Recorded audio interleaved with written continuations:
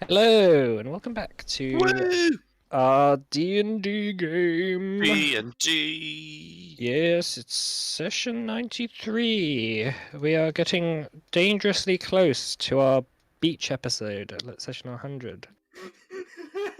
Imagine if it was in the middle of like the fight from last session. Right, sorry guys, we have to go to the beach now.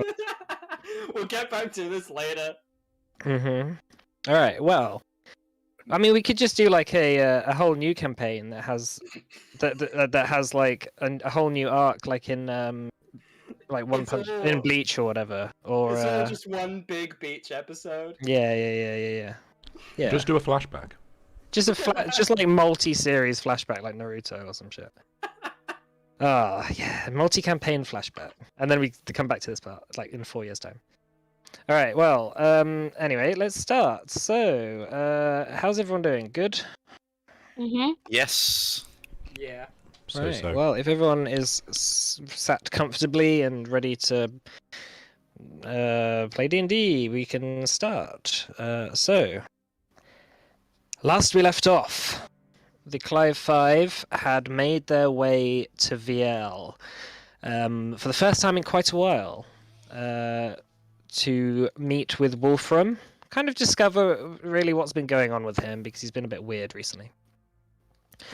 And to ask him to invite a spy from Levar,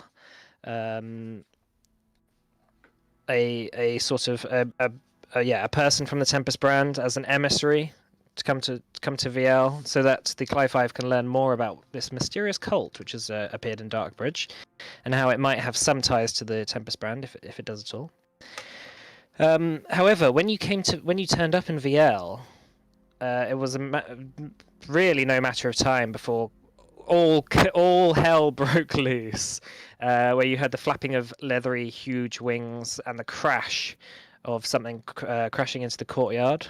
Upon inspection, you realized it was the dragon Melindra, injured and unconscious from being attacked by 3 dragons, which began to assault the city. So, as the fires rage across the city, the warning bells tolling as the sun begins to set below the horizon, you look up horrified to see a blood-red moon blaze above Vielle. The air is thick with dust and soot as fires rage uncontrollably among the destroyed buildings.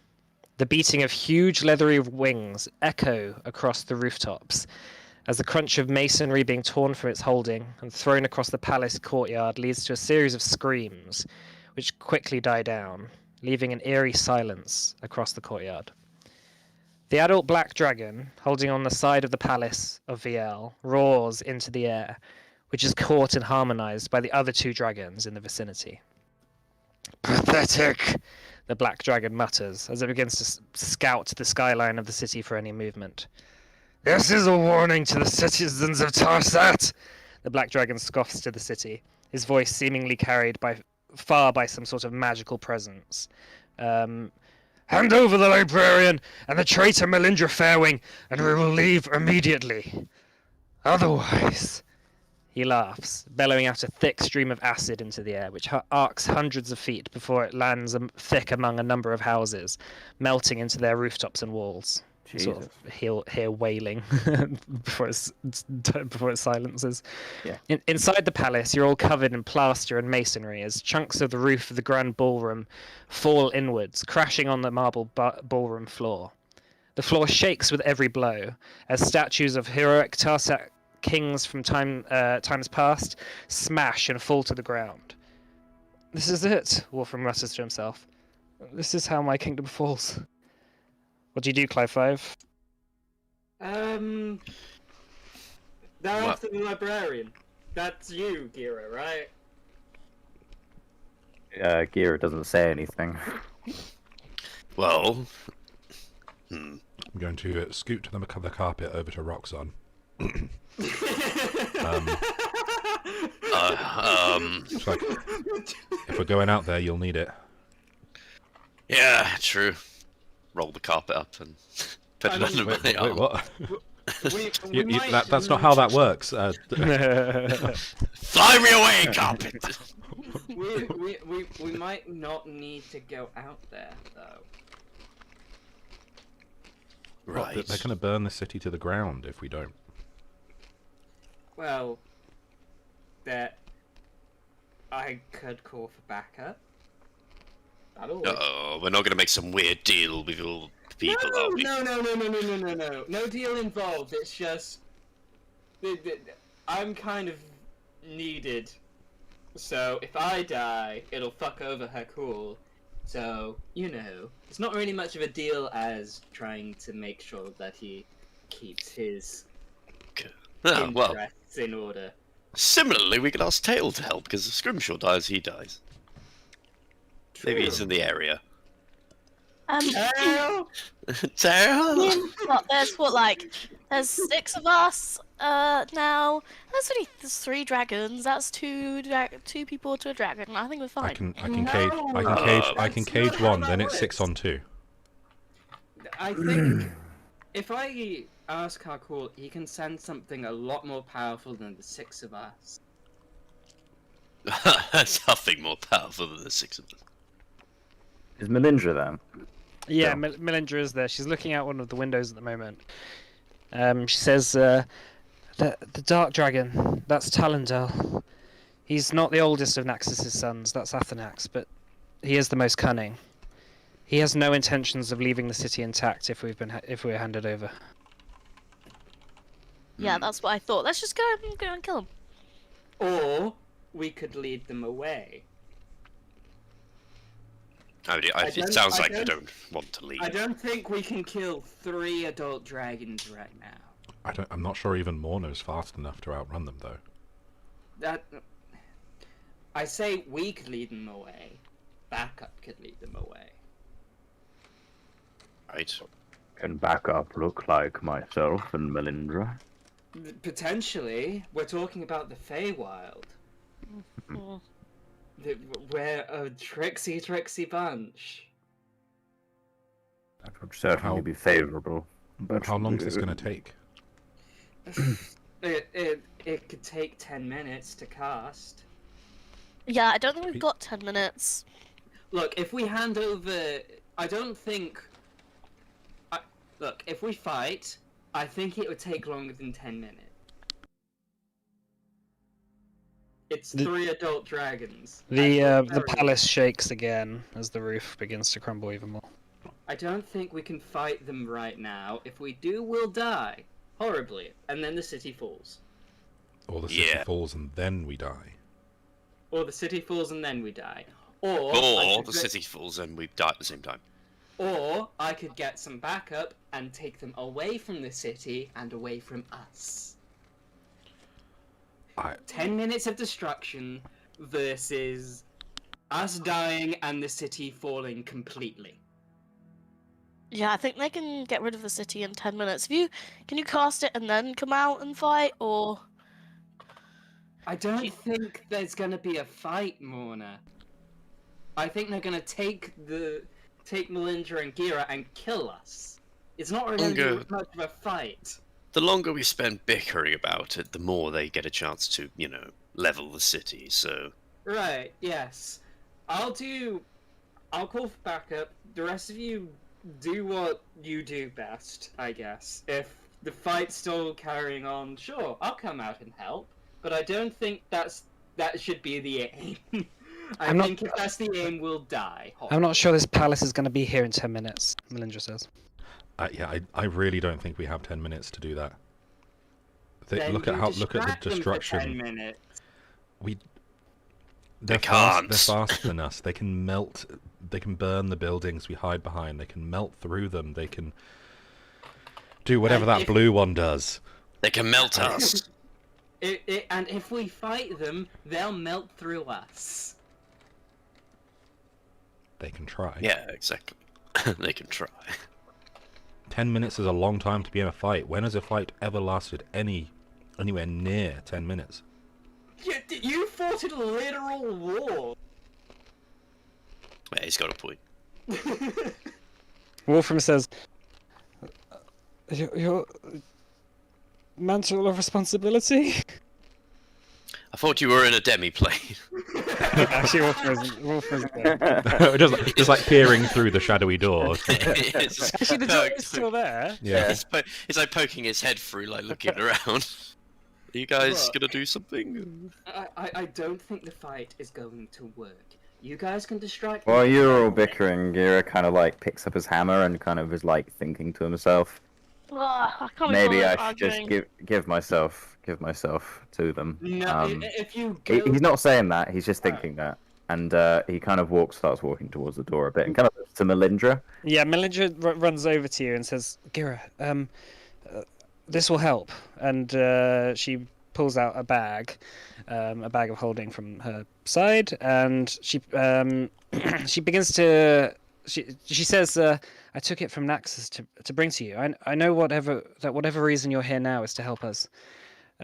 She palms something into your fist, and when you open up your hand, you see a large gem glowing with red power that somehow represents a dragon's eye, with a slit of yellow and black down the middle. You immediately recognize it somehow, understanding that this is some source of great power, and very possibly could be one of the gems you've been looking for. He returns to Melindra and goes, I have no idea where you came across such an artifact, but I think I know what must be done with it. It was Seems to storm- Naxos's. Oh, well, a story for another time, perhaps. Yes, well, it's part of the reason why these dragons are not particularly happy. Oh, I need to go out there now. He says it quite quietly, so the others hopefully didn't hear. She says, Athanax has the other. I thought I could get it to you first, but they've already attacked. Very well. And Gira turns to the party and he kind of like shouts, kind of, enough with your bickering. And he kind of like throws his hood onto the ground. So he's kind of just like, he's kind of old still, right? So he's not that good looking. And he goes, I am not going to sit here and snivel in the dark. He is after me, is he not? And it is my choice. I stand to confront them. And If he you go out there, you will he puts die, his- and they're he- still gonna kill us all. Gira puts the gem. He goes, if so, so be it. But if it saves the lives of many, even if there's a chance, I'm willing to take it. And he puts I'm gonna he puts the gem into the hammer and kind of like holds it up, kind of He-Man style. Melindra says, I guess I'll die with you. Okay, so as you insert the gem into one of the two slots on the hammer, suddenly there's this like flash of red energy that sort of seeps through the hammer, begins to just shoot its way up your arm. Let me just oh yeah. Suddenly, Gira, everything goes black. There's a strange tapping of heeled boots on a sort of hallway before you open your eyes and you realize that you're walking down a hallway. To your right is Aaron Shander, who is looking quite curiously and quizzically at a lot of sort of busts and suits of armor that line the hallway, and old paintings. He says, "The work on these is incredible. I've never seen anything like it before." And you hear yourself say, "Yes, quite." Aaron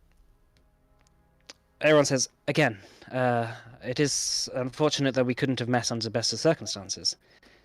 You feel yourself nodding. And open a large oak door, allowing Aaron to enter this large chamber. It's a polished marble circular room adorned with huge statues of dragons.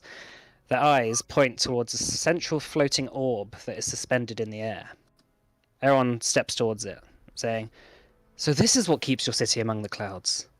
It's incredible." He steps closer to the center of the room. "I never thought magic like this was possible." You hear yourself speak. "It is very old. The first dragons trapped the energy of an extremely powerful elemental being within it. Fascinating, Aaron says. I've read much on these lodestones, but until recently I was not able to acquire one. I would not suggest that you trifle with this power, you hear yourself say calmly. It is difficult for mortals to comprehend the nuances of dealing with elemental forces. They are masters of their realm, and able to bend time and space to their will. They're not to be played with. I understand, Aaron says. Although, it does seem like one should dedicate some time to learning more, for the good of all the people. The agreement does stipulate that the Concord must not stand between mortals and the desire for knowledge of things in the magical realm. You pause. What are you suggesting, elf? You say, reaching for the hilt of your hammer. This was not to be the topic of our meeting. Kedorok told me that you are here for a tour of the library. Yes, the library, Aaron said. Among other things. You begin to feel your body tense up as it's suffocated by a deep, imposing magic, horrifically powerful, as Aaron steps into the center of the chamber. It sort of feels like there's this huge being stood right behind you, just holding you still. He says something that you don't quite pick up as the vision begins to slip away from you. There's this feeling of being tossed around, caught in the center of a whirlwind, time and space stretched about you, and then black. You find yourself picking yourself up from the ballroom floor back in Vielle. Melindra says, "We lost you for a second there. Are you okay?" Seems there are dark secrets and dark tales to be told from that hammer. I think glimpses of the past, no doubt. The lodestone. That's for your notes if you wanted it. Oh, brilliant. Yeah, that's really helpful. The lodestone, Shanda. I've seen a few of these such visions of yet. They are glimpses of the past.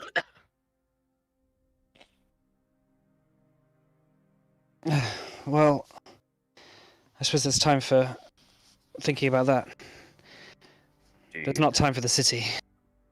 No time now for a bit of retribution, I suppose. He dusts off a bit, lurches himself up using the hammer, and turns to Minna and says, "Are you ready?" I'm as ready as I'll ever be. And then he turns to the Clive 5 and says, "Like we have some dragons to kill." Okay, let's do it then. Roxon, carpet under the feet, not yeah. Not not where do I under the put arm, my under feet? On the carpet. Just put it down. Say lift. Where do I put my hands? Just, if I may, me and Melindra will walk out to the main square, distract them. I would recommend using this time to find advantageous positions to strike. I'll cage one and try and knock another out of the air so we can group up on it. Try and distract them for as long as possible. I can try and get some backup at the very least. At least one ally would be helpful. Whatever you can do. And I'm guessing we hear lots of noises, and I think we want to wait around much longer. So it's going to kind of open the door. So you Is open Wolfram the staying in the demi-plane? yeah, I guess. Cool. Alright, so you open the door leading into the main palace courtyard. You begin to descend the steps as the dragon that's on the side of the building sort of almost like roars with glee to see you stand out. Do you want to put yourself on this map, everyone? So the palace is to the south of you. This is the teleportation circle that's here, by the way. Oh yeah.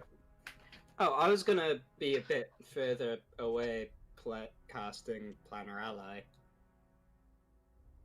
Okay, Behind well, the pillar, can't you? yeah, just you can just stay at the back then. So it's the dragon. Just assume close. Or do we This need is to move? that's Melindra. Oh, it's Melindra. Okay, and she's in dragon form right Yeah, she comes into dragon. She goes into dragon form as she steps out of the. Okay. So you step out. The dragon roars with glee and begins to circle above before landing square before you.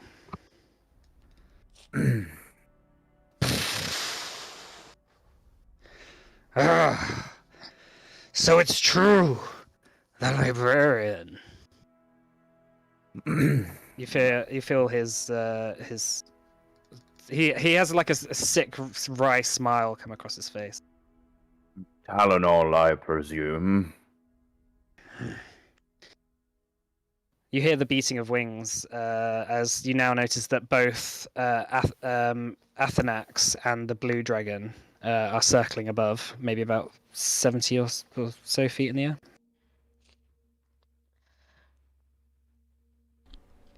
He says, If "So, if the blue are you one, here to negotiate your surrender?" if the blue one, I'd like to watch the blue one, and if it begins to descend, I want to try and cast Force Gauge on it. Okay. You're gonna if you hold an action for it, I'll allow it through like the role play and stuff. But you'll have to cast it now, yeah. Right. So it wouldn't, but it wouldn't be like, oh, if it does it in the next 6 seconds, then. No, because it will. Because if it, for example, gets to its turn and you're not holding an action, then it could probably descend its whole descent in before you can react to it. So you can hold an action throughout this roleplay if you want. I shall not waste it if that's a. Don't waste it. Don't yeah, waste it. otherwise you'll just have to wait for initiative. Okay. Right. So he says, "So you're here to negotiate your surrender, are you?"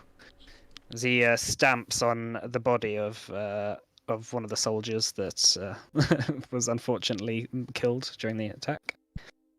Gira kind of shouts back. You know, I'm getting awfully bothered by people who think that they somehow can write to us to surrender. I'm pretty sure your organization is long dead. I don't see where your authority to garner our surrender comes from, nor will I recognize it. And I'm sure the Lady Fairwind doesn't either. It is Melindra Fairwind, isn't it? Fairwing. Fairwing, damn it. As for the traitor, he has something of my father's. Oh yes, is it this by any chance? And he holds up the As you hammer. hold up the hammer, Talendal sort of almost steps backwards in disbelief. What? So it is you. You have returned, and you have your hammer. So what? I hate to break it to you, but I don't think this belongs to your dear brood father.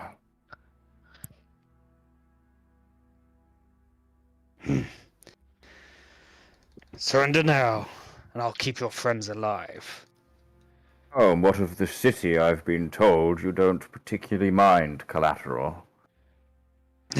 Puny humans, they don't know what they are messing with.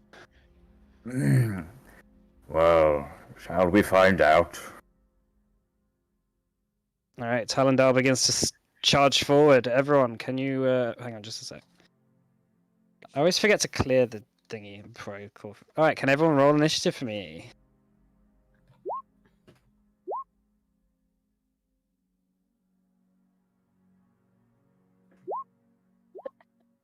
Let me just put 70.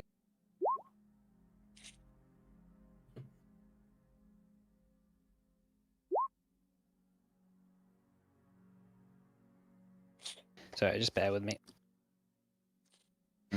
Right. Sorry, I'm just crying a lot. My friend has cancer. Just just found out she's got the all clear. Aw. Hey. Woohoo! Yeah, it's really good. Now let. Is that Yeah. is that the one from work? Yeah. That's good. I know it's so Con- good. controversial, but yeah, that's good. Too. I know it's so Right. good. Aww. Oh. Okay, so Shunak, you're currently concentrating on something. Yeah, I was my plan was like while they're away talking, I was gonna find, or like going up to there, I was gonna find like a nice clock tower or something to cast Panorama in. Yeah. Assuming that you want to continue this, you're probably not going to be in this fight. Bitch, you ain't gonna have time. Please help. Yeah. 10 Alright. minutes. 10 minutes is 100 rounds of combat. Yeah, but like I imagined, like while you were walking up to there would be like a bit more time. Yeah, you're probably about like 4 or 5 minutes into your cast at the moment. 50 rounds of combat. All right. I guess I'll be in the combat then. Okay. Alright, well, you did roll top initiative, so it is your turn. Cool. Hang on. Suppose. I guess I'm gonna cast. I don't know.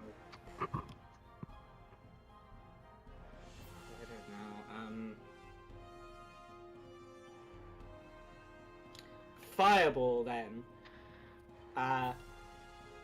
You know what? Fuck it. 8th level. Right in the black dragon's face. Are you within range? Well. What's the range of fireball? 150 feet. Oh, yeah, then that's fine. True. Yeah. Yeah. Alright, dexterity saving throw. Level. Alright, it fails with a 13. So that's 43. Yeah, suddenly as Talendal begins to step forward, you see a massive fireball just explode in its face. As it sort of like steps back, like it's like you see Shunak just like I am very loudly, audibly just tutting as I'm also going to inspire Roxanne. Uh-huh. Ah. Okay. So Roxanne, you have been inspired. What dice is that? Is that D10? Yeah.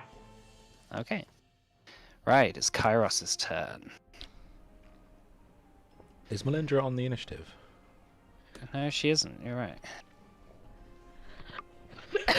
No, she rolled a 4. Ooh. Woohoo. Well, she is injured, so it makes sense. Alright, so Kairos, the blue dragon, begins to descend 80 feet. And lands smash on the palace courtyard. Shunak, you're currently inside, so Kairos actually isn't going to go for you.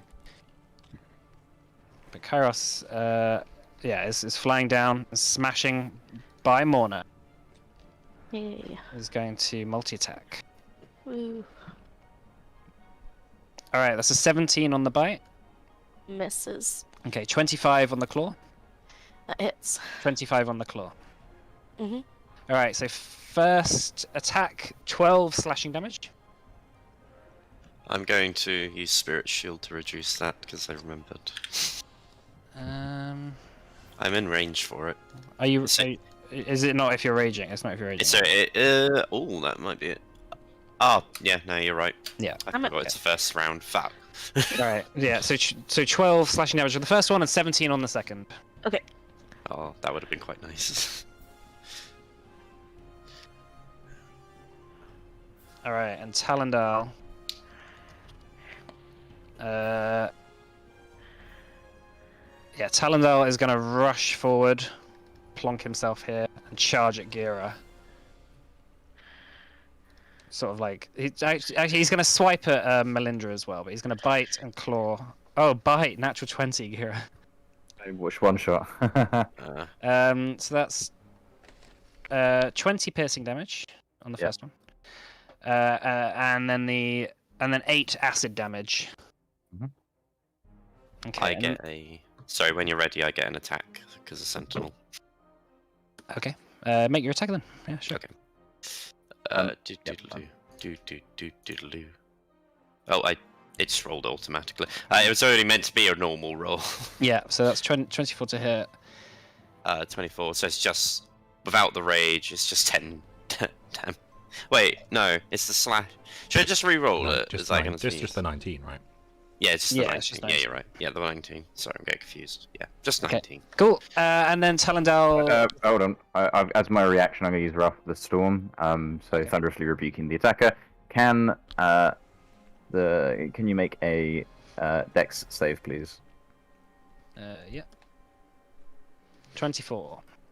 Yep, that's going to pass. So half. Terrible roll. So that's 3 or 4 damage. Nice. All right, cool. And yeah, so lightning begins to strike out around you. Talendal sort of gets spiked a little bit, but it doesn't stop the second claw, the first claw, sorry, slamming down on you with a 30, That hits. 15 slashing damage. Yep. And Okay. then he reaches out and slashes at Melindra, saying "traitor," but misses. Okay.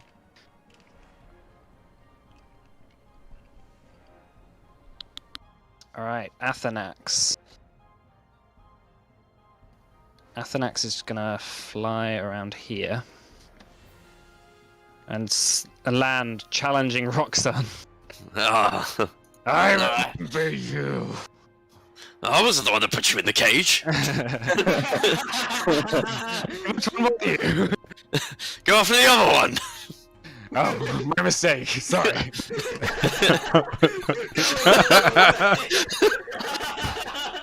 All right. He's gonna go for you, Roxanne, and bite you. But he's gonna slash at Scrimshaw twice. Okay. All right. 28 on the bite, Roxanne. Yeah, that hits. That's 14 piercing and Mhm. 8 fire damage. Okay. And then the 2 claws on Scrimshaw. That is a 25 and a 28. That is 1 miss, 1 hit. Okay. That's 17 slashing damage, Scrimshaw. Okay. As you see, like fire welling within Athanax's throat. Roxanne. Well, now I'm going to rage. You were only mildly upset. Now I'll make an attack on Arfnax because Mhm. he hit me. That wasn't nice. Oh, that's gonna miss. That doesn't miss, unfortunately. Try again.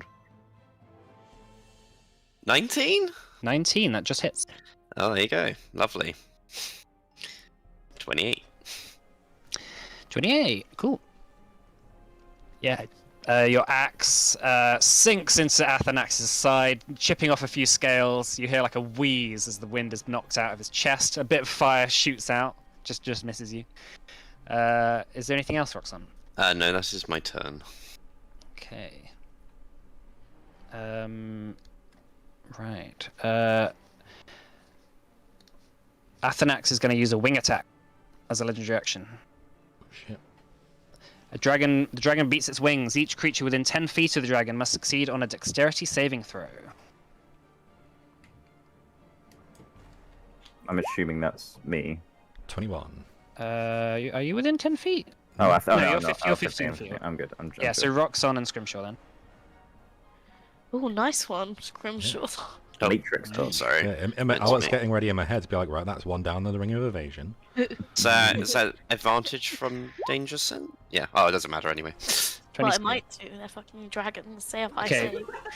So you don't take any damage, and you're not knocked prone. But Athanax does attempt to fly up to half its flying speed up. Okay, I will make an attack on him then Okay, with make an Sentinel to try and Mhm. stop that. Yep. So it's just a normal attack, so turn that off and that off. Hey, 23. 23 hits. So that's... Cool. So he Is he- takes the 18. Yeah, and the axe sinks into Athanax as you're just sort of like pull him back to the ground. He can't quite get his wings upright. Can I make an opportunity attack as well? Yeah, if you want to. That's a Nice. 30. Nice. 30. Yeah, that hits. Okay, 14 damage. Okay. Yeah, Athanax just getting sliced up there. Right, Scrimshaw. Okay, so I'm going to cast Force Cage. And I'm going to encircle the blue dragon. Okay. Blue dragon. Going to put that down there. What icon? No, you should have done it on us next again. That would have Oh, been yeah, funny. I'm not again! But we've started hitting this one, so I figure. Why? It just stays still. It's like, well, this is my life now. Okay. Fuck. Did you do the bigger one? And let's flames through. Nice. I can only do the bigger one because these are All more than right. 10 by 10. Oh, I'm I then thought it going was. to- Yeah, I thought it was 15 by 15. My bad. I'm going to Hexblade Okay. Curse on Athanax, Okay. and then go round the back. So Around the back. Yeah. Ooh. so that Yeah, he's as between Athanax jumps me into the air, and you sort of like the, slide between his legs. yeah, it's like he's between me and the Sure. potential electric. Mm-hmm. Oh, Okay. it's electric. I thought it was cold. All right. At the end No, of White dragons. your turn, Scrimshaw, Athanax is going to use his last legendary action to make a claw attack on you. Okay. Tail attack, sorry. He'll have, sorry, just mention he'll have the disadvantage for Yeah. doing that. Okay. So that's 25. That misses. Miss. Yeah. Okay. Fucking hell. Only just, but So ridiculous. All right, Gira. So Gira is going to use upskill. Can I before I see this, hold monster works in dragons, right? I'm not going mental. Yeah. Cool. So I'm going to do hold monster upcast it 1 so I can do it on Athanax and Talendale. Talendale. Yeah. Yep. So Is he's that a gonna- wisdom saving throw? That is a wisdom saving from both, yes. Yep. And the save is 19. Well, Yeah. that's fine. So Talendale got 24. Athanax got 13, but he's Yep. going to use a legendary resistance Okay. because he really don't want to. Yeah, Talendale sort of is quite wise. It's quite good wise. Does Talendale have legendary? He hasn't used any yet. Yeah, he hasn't used any yet. Okay, he would already use it then. Okay, that's fine. And then, can I? No, it doesn't matter if I move down 1. Yeah, I think that's the end of Gira's turn. All right. Well, at the end of your turn, Gira, Talendal is going to use make a tail attack against you. Which for 22 to hit. Yep. All right, 17 bludgeoning damage. Okay. I need to get out of here. Okay, Morna, you're up. I'm gonna move to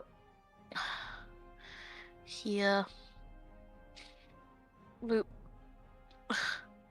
Sort of. Oh, actually, sorry. Before I do that, I wanted to ask: is this gonna be cover from this dragon? If you were to hide behind it, it's a big pillar. Okay, I'll go there then. So I'm like, maybe have some cover from the electric. Oh, right. This bit is a fountain, but Oh right. like this is the tower, Oh right.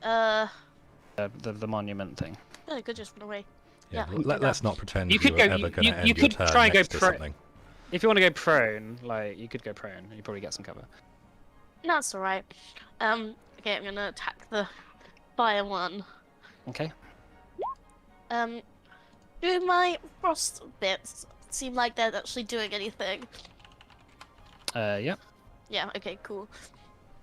All right. 17, 19 just hits. Okay. A short bow though. You probably want to re-roll that. Oh, fuck, yeah. Re-roll the damage. So. No, I'll just click on the one. Oh no, I can't click on it. That's weird. Alright. Oh, what have I done? You used to have to Whoa. click on it. I don't know why. Spooky. Yeah. That's annoying. Okay, well, anyway, I'll just re-roll the d8 Cool. for the Oh, you rolled the damage. So. All right. What's the d8 for? second attack. Oh, okay. That was gonna be the third, and for some reason it's changed so that I can't just click on it.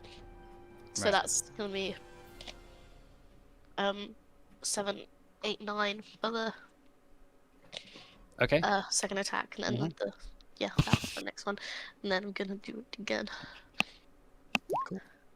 With the 15, and then I'm gonna go. Oh.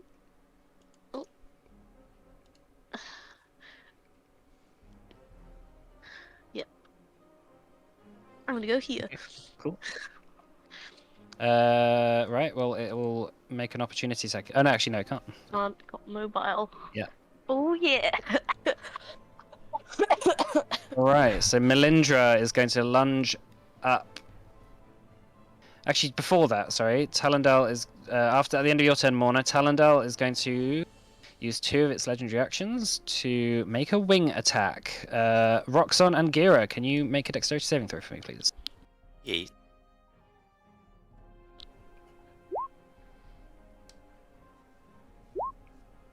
Do I have? Okay. I think I have advantage from danger sense. What's the wording? Yeah, Dex but mine's save to on effects you throw can it see. against effect 60. Oh, it says such as traps and spells, but I don't know if attack would count. It's not an attack. No, I'll give you advantage for it. So in that case, 21 succeeds, but Gira, you fail with a 6. So you take 13 bludgeoning damage and you're knocked prone. Mike. 13 bludgeoning damage. Do I have any clue of what the new hammer does, or what the hammer augment does? Oh yeah, hang on, sorry. Let me just make it available. It gives you +1. I've got. I'll update it in your Hammer of the Librarian thing. Because I did write it. Yeah, that's fine.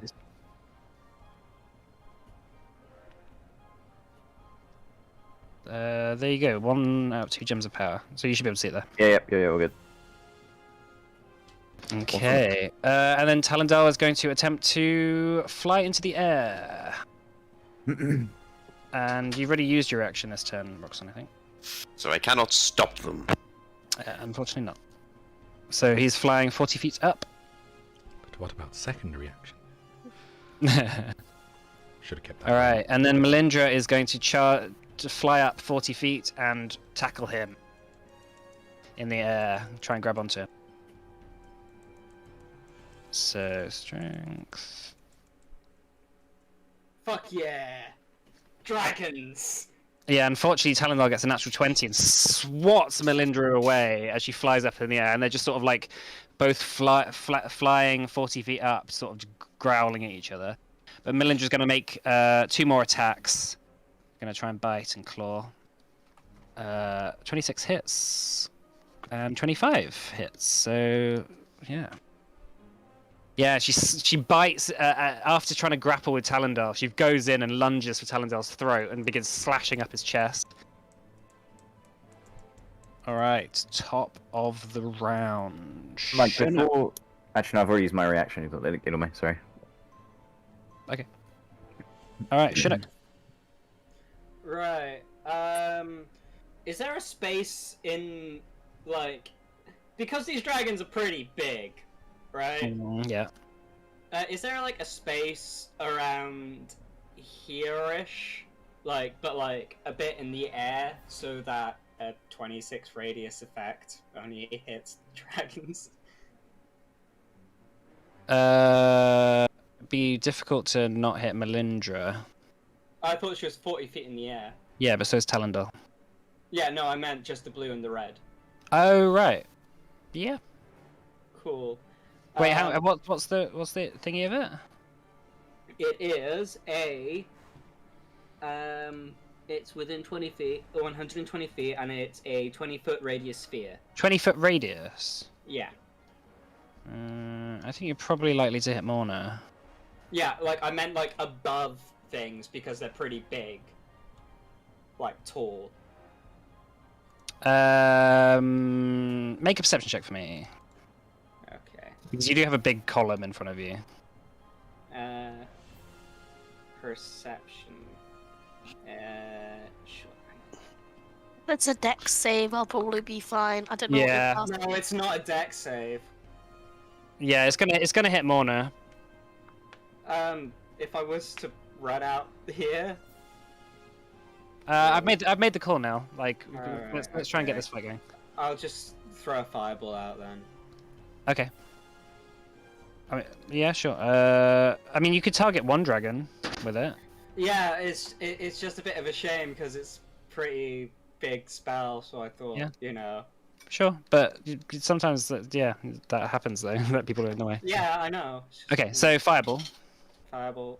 All right, so Kairos gets That's 12. six. Kairos gets a 12. Athanax gets a 24. Kairos is going to use one of its legendary resistances. So, how much is that in total? 31. So 15.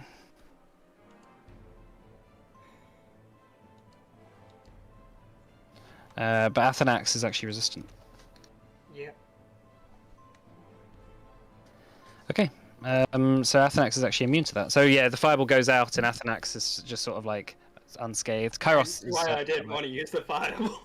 I didn't make you use the fireball. No, I said I didn't say that you. Never mind. Okay, alright, okay. Alright, Kairos. That's me. Right, okay, so Kairos. Actually, at the end of Chinook's turn, Kairos. Actually, no, he can't do any legendary actions because no one's around him. What did Melindra do in the last? I'm She flew up in the air and tried to grapple with Talendar and then just Okay. like, slashed at him. Tried to down smash him. Yeah. Okay. Kairos is going to fire a line at Roxanne. Got a 6. So, yeah. Roxanne, can you make a dexterity saving throw for me as suddenly Kairos begins to roar and you look over your shoulder to see this line of energy? Ooh, that's a fail. Inspired, so Oh yeah, you can have that. it's 19. Oh, you just succeed. Alright, well, so you take 33 lightning damage then. Oh! I'm very glad I succeeded that! Jesus Christ. As Kairos is like banging on the sides of the cage saying, "Let me out! Let me out!" As Talendal's flying in the air, grappling with Melindra, Talendal says, "No worries, brother," and begins to cast a spell. Oh, Counter spell. I want to hear those counter spells. I don't think you're within 60 feet, are you? yep, 60 feet. Ah, just within. Okay, well, Chinook, from your vantage point, you begin to see Talendal casting the spell Disintegrate, targeted at the cage. Right. Okay, What? I'm casting it at 7th level. Okay. Well, there you go. That does it. Talendal begins casting it. This like sickly pale beam of light shoots out of his finger, and then just fizzles out. And he looks down. He's like, "What?" I flip him off. he turns to you and says, "Ah, get you next then." Alright. Well, Sure. that's Talendal's go. Sorry, I was gonna sneeze for ages. Alright, Athanax. Right, gets his legendary actions back. Athanax is going to... Let me just roll a die. Okay, he does not get his fire breath. I'm making them roll from the start of the combat because obviously they've been using their fire breaths and stuff in the destruction of the city, so... so for anyone who... Yeah, I am... You know. Okay, so Athanax then, in that case, is going to turn around and make 3 attacks against you, Roxanne. Oh. Okay. You stopped me moving. No, that was him. That was Scrimshaw again. Alright, that's 24, 32, and 16. The 16 misses. Okay, so first Did you rage on your turn, by the way? You did. I have raged. Yes. Yeah. Okay. Let me just put rage on. Oh, hang on. All right. Condition rage. All right. So the first attack then is 20 piercing damage, half to 10, Mm-hmm. plus 7 fire, Uh-huh. and 12 piercing damage, half to 6, Uh-huh. plus 7 fire. Uh-huh. Okay. Yeah. And then Roxanne, it's your go. Okay. I will hit him again.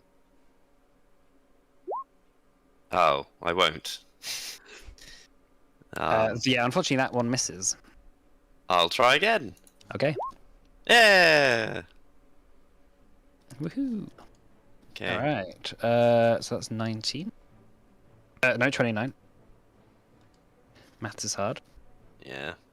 Athanax is looking hurt. That's my turn. That's what I can do. Okay. Right, roll. Athanax is once again going to make a wing attack at the end of your turn, Roxanne. Okay. So Roxanne and Scrimshaw, can you make a dexterity saving throw for me, please? Uh-huh. 14. I think I'll save my ring of. Oh. I'll use one ring of evasion to pass that. Okay. All right. So Scrimshaw, you are not knocked prone. However, Roxanne, you are pushed back and knocked prone. Ow. Hang on. Where's the prone on here? I think I'm prone Prone, as well, yeah. by the way. So when you're on a prone, Oh yeah, spree- you're prone. Yeah, you should be a bit further back. Proning spree completed. Oh yeah, Roxanne, also, you take 15 bludgeoning damage. So that's halved, so you actually take 7. Okay. And Athanax is going to fly 40 feet into the air. Uh-oh, can't stop him. Let me just check if my ring of evasion uses a reaction.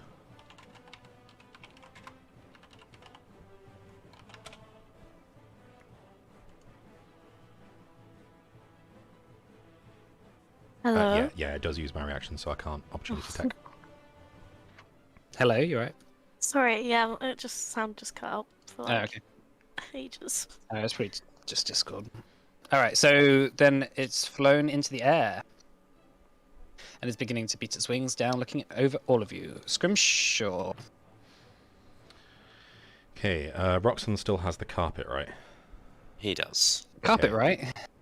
Okay, then I shall switch to the longbow, D&D, sponsored by Carpet, right? and I'm going to attempt to ground this guy. I'm going to cast... Wait, hang on. Is it just... Wait, why isn't it on my... Oh, never mind. Sorry, being stupid.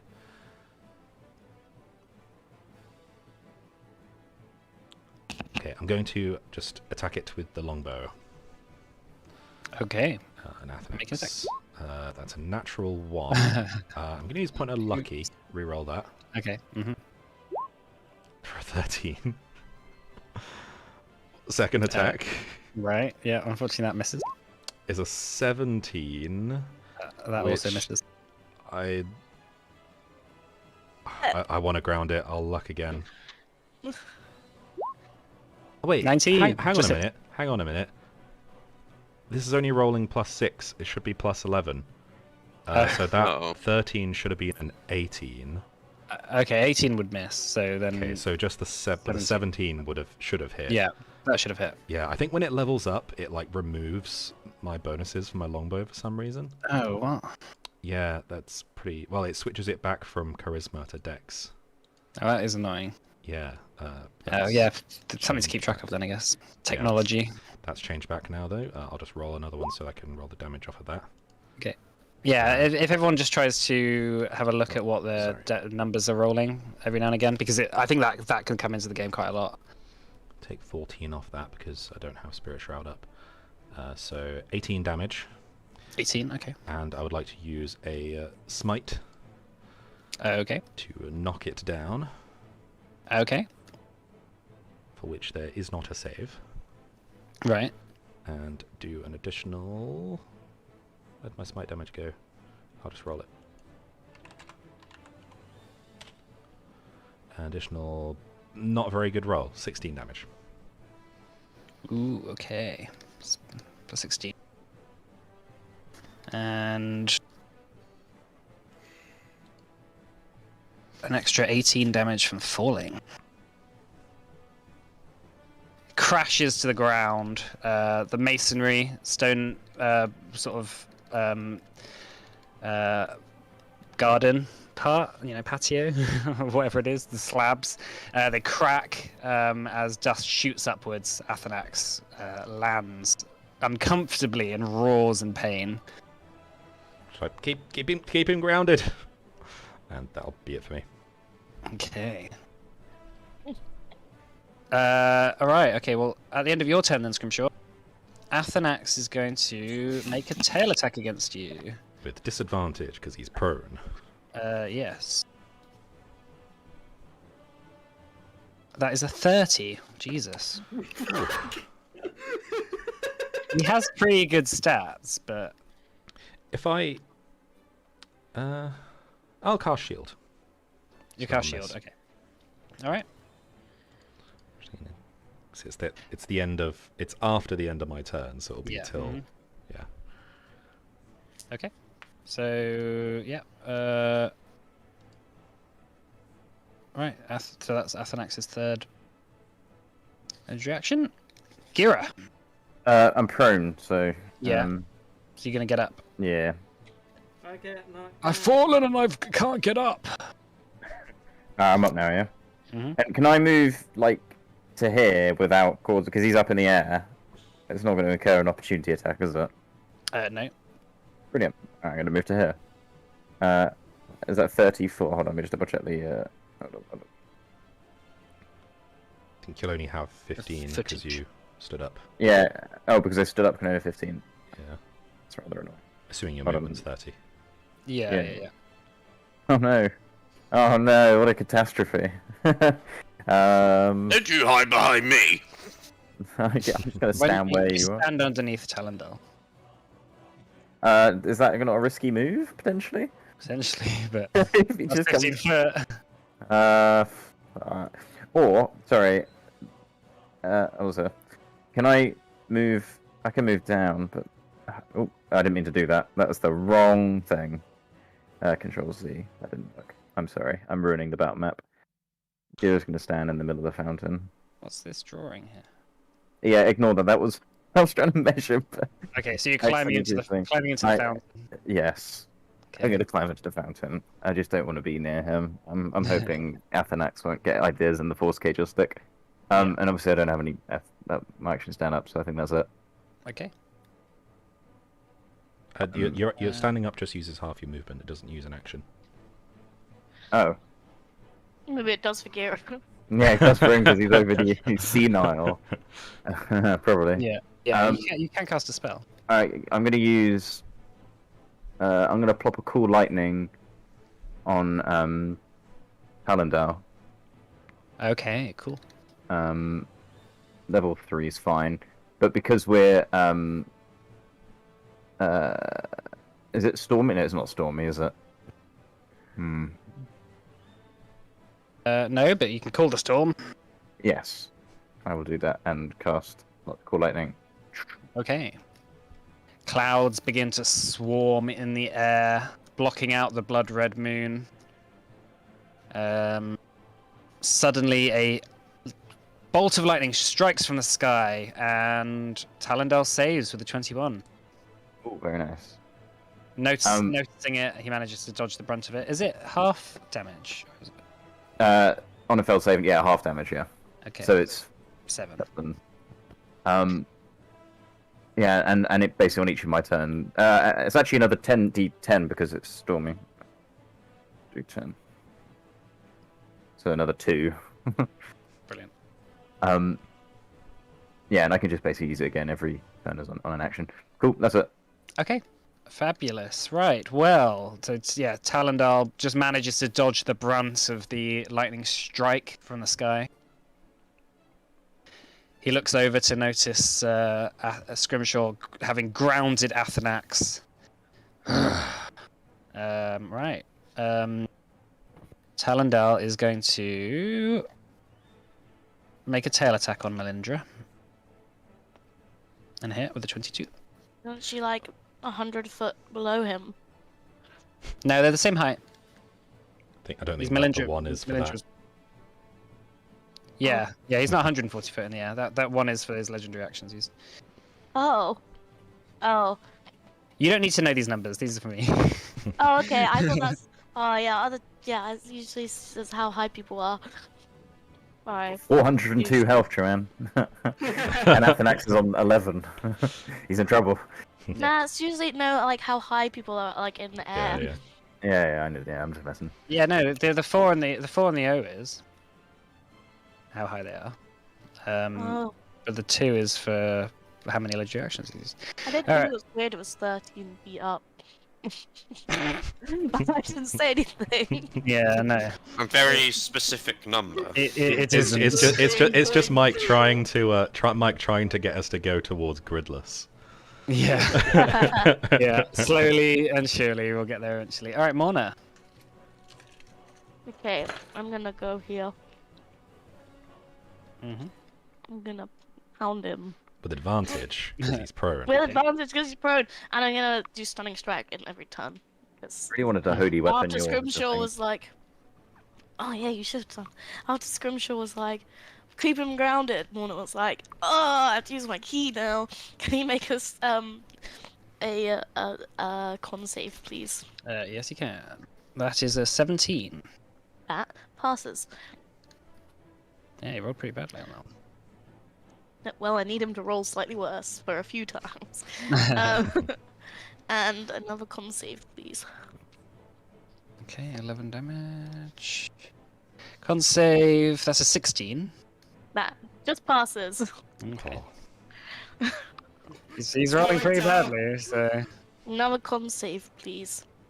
Okay. Natural 1. Ah, what is that?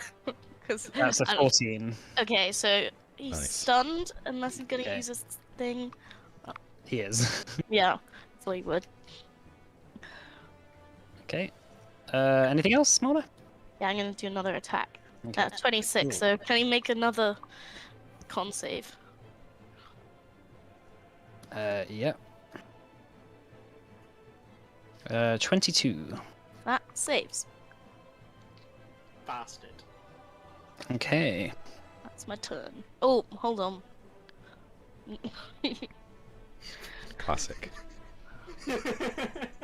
Fucking monks. It's the mobile feat, man. It lets me do loads of stuff.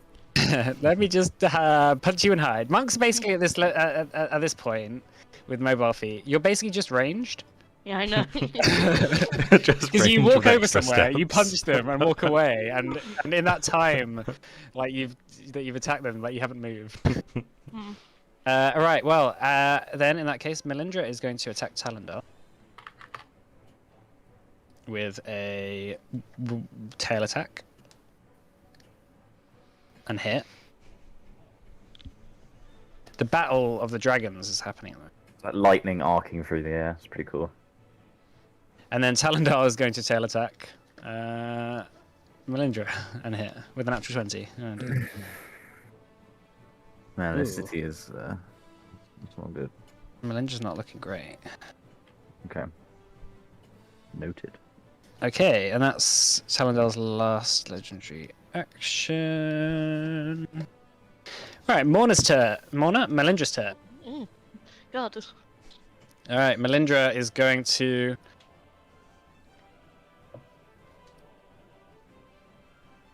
And Melindra can't really acid breath the black dragon. Doesn't really make any sense. So she's gonna just continue slashing.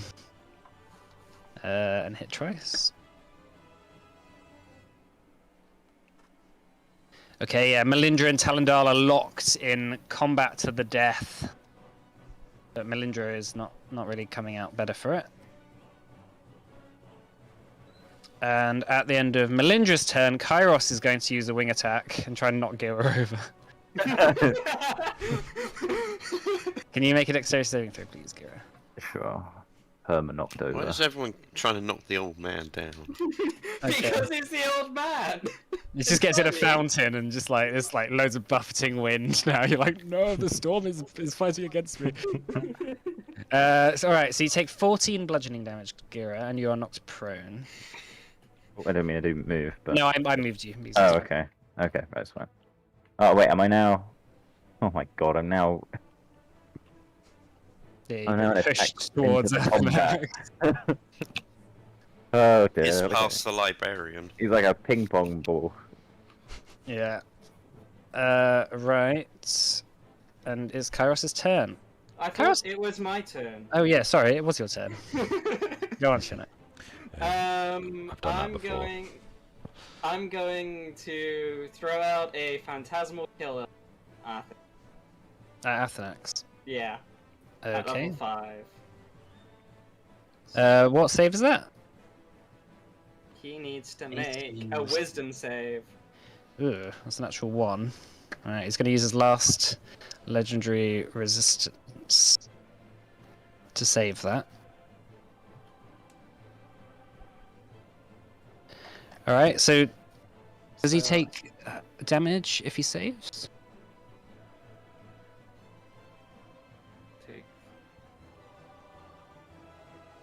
Oh no, yeah, no, it doesn't do anything if he succeeds. Oh, that's a shite spell. Alright. Well, he would have failed, but legendary resistance. So he's used all 3 of his legendary resistances now. Yeah. Is that the blue one? No, the red one. Okay. Oh, sorry, I thought I saw something. Oh, don't worry. Alright, anything else, Chinook? Nope. Okay, Kairos is going to roll a dice. And does not get his breath weapon back. Well, he doesn't really know what to do because he doesn't do magic. He's kind of hoping for Talendar to bail him out. Going to cast Angry. He's That's gonna- what Roxton does. He's just going to make an angry face. Yeah, hey, that's my thing! Alright, Talendar. What does Talendar... Oh, wait, hang on, just... Does not get his... Oh, he does get his breath weapon back. Uh-oh. But he's not going to use it just now. I'm gonna shout. He's going oh no, to- that cage is really weak to acid. Yeah. He's like, bruh. Alright, okay, so he's going to try and finish off Melindra. Bite, claw, and the third one misses. Oh, but this should be enough. 17 piercing on the first hit. 18 slashing on the second. Melindra goes unconscious and falls to the ground, taking another death saving throw.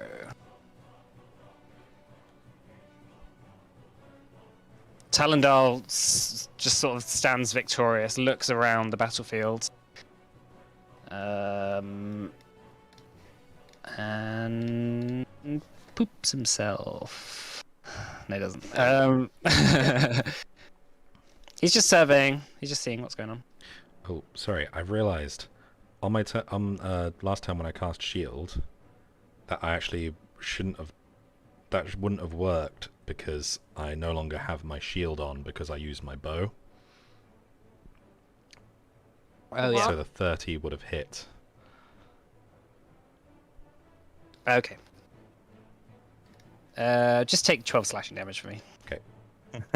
Thanks. Compromise. Yeah, Honesty. Yeah. That's like the average amount of damage you've taken. Cool. All right, so so Talendal stands victorious over his fight with Melindra. Athanax's turn. Right, Athanax is looking like he really wants to be getting out of here. So he is going to roll. And does not get his breath weapon back. Thank God.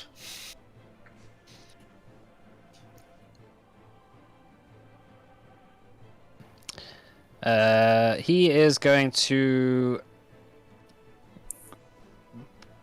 Have to make a thinky think here. Sorry, just bear with me.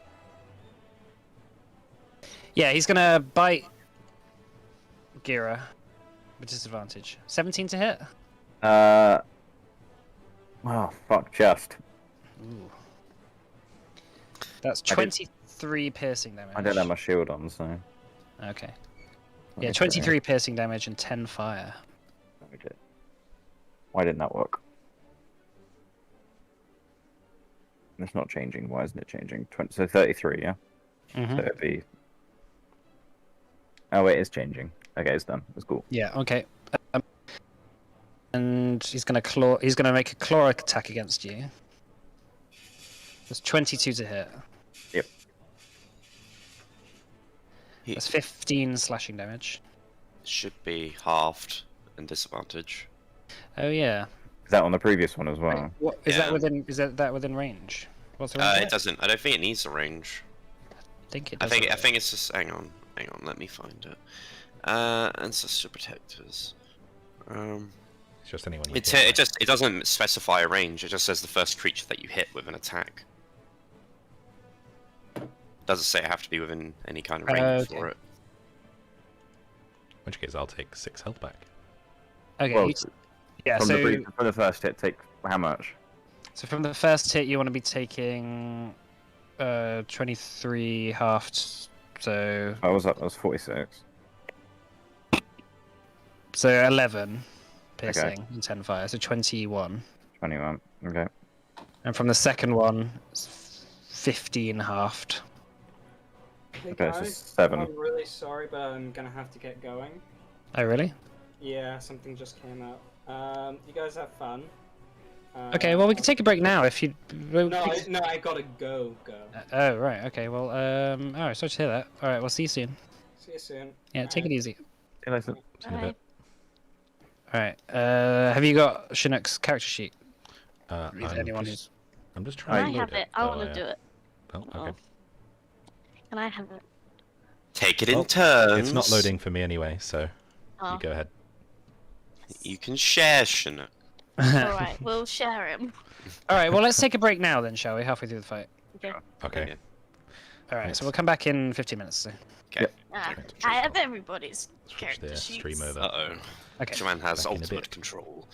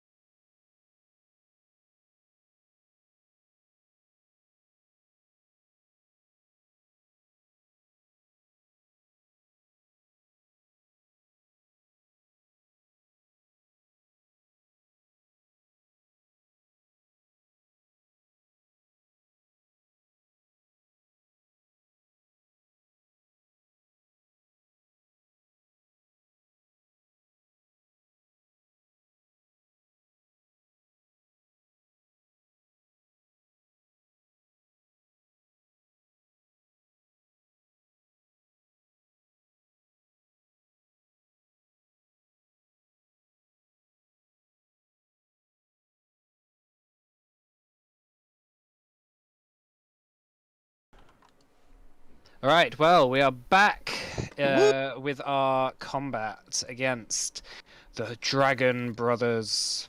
Sounds like a fast food restaurant. Dragon Brothers. I don't know. Naxxus's sons? I don't know. Anyway, Athanax's turn. Yeah, Athanax was sort of debating what he wanted to do, wasn't he? He is going. Oh no, he just attacked Gira, Yeah, I was gonna say not again, please. and he's going to fly up in the air. This time he's going to fly up. He's going to fly up 40 feet again. Okay. Are you going to opportunity attack Scrimshaw? Oh no, you shielded, didn't you? I should've I failed. didn't now because it wouldn't have actually done anything. Oh yeah. But also I have my bow out, so unless I want to headbutt him, it's not. You could headbutt him. Just kick his ankles. Might as well. I mean, I have. It would be attacking with -1 to my roll, so. Yeah, No, I might thanks. as well, Richard. Oh, alright. Oh, it's not really might as well, considering Scrimshaw has other things he can use his reaction for, which is Yeah. probably better. Oh yeah, well. About that. I just kick him. Just No, I'm monk. Kick him in the leg. Yeah, wait, your kicks don't do loads of damage? What? Yeah, what?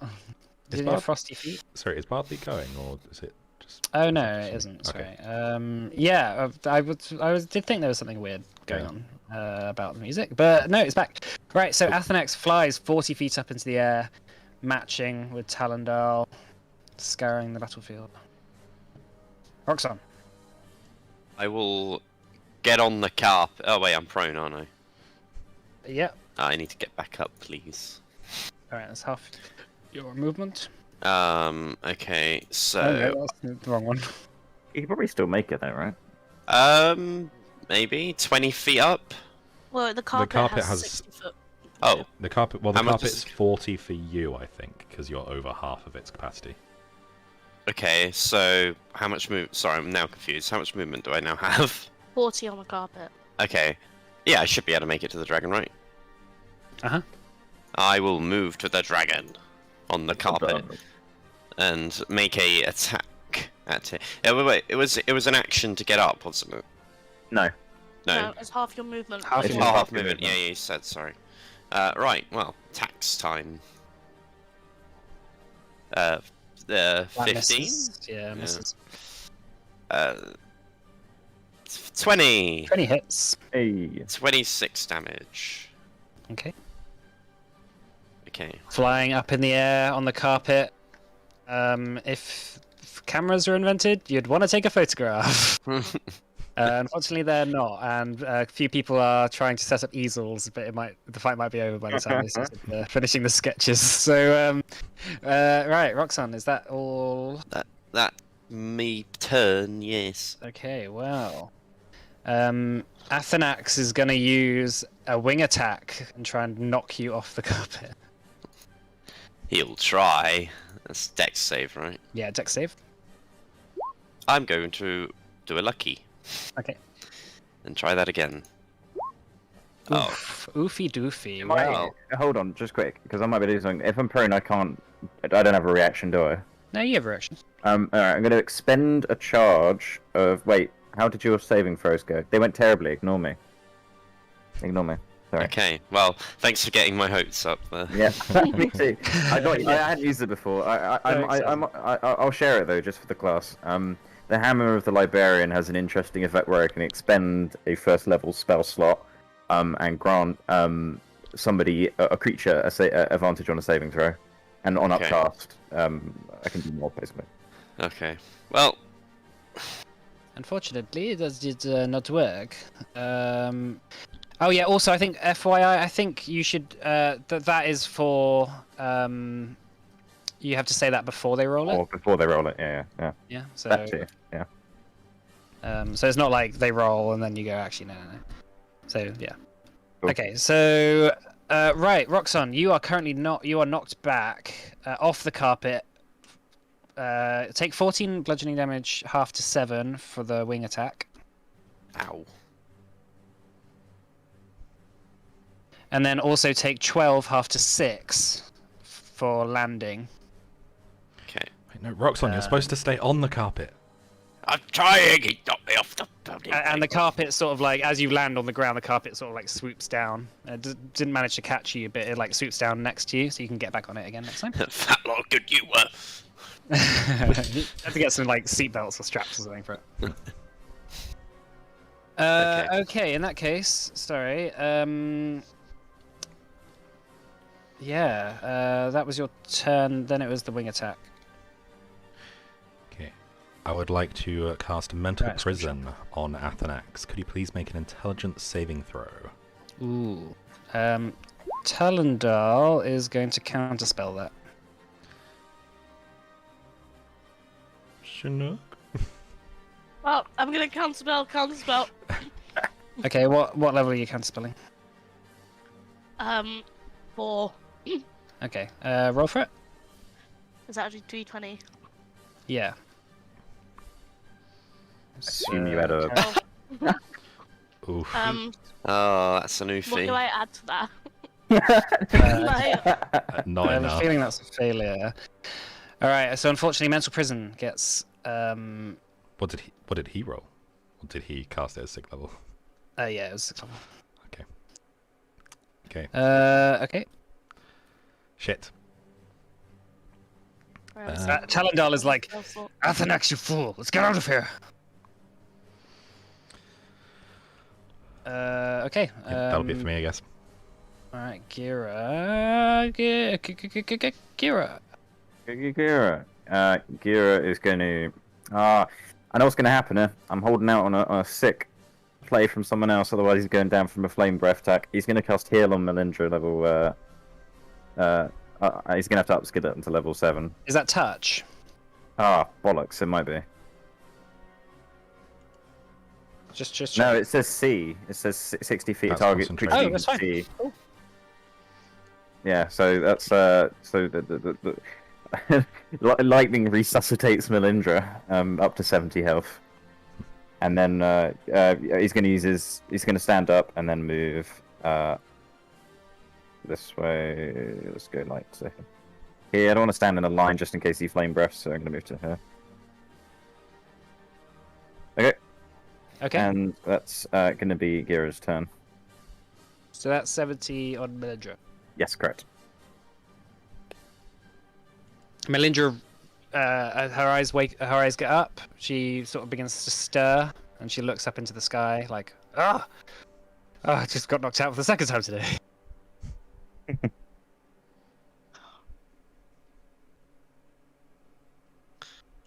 Okay, right. So, is that your turn then, Gira? Yeah. So yeah, I said it was yeah.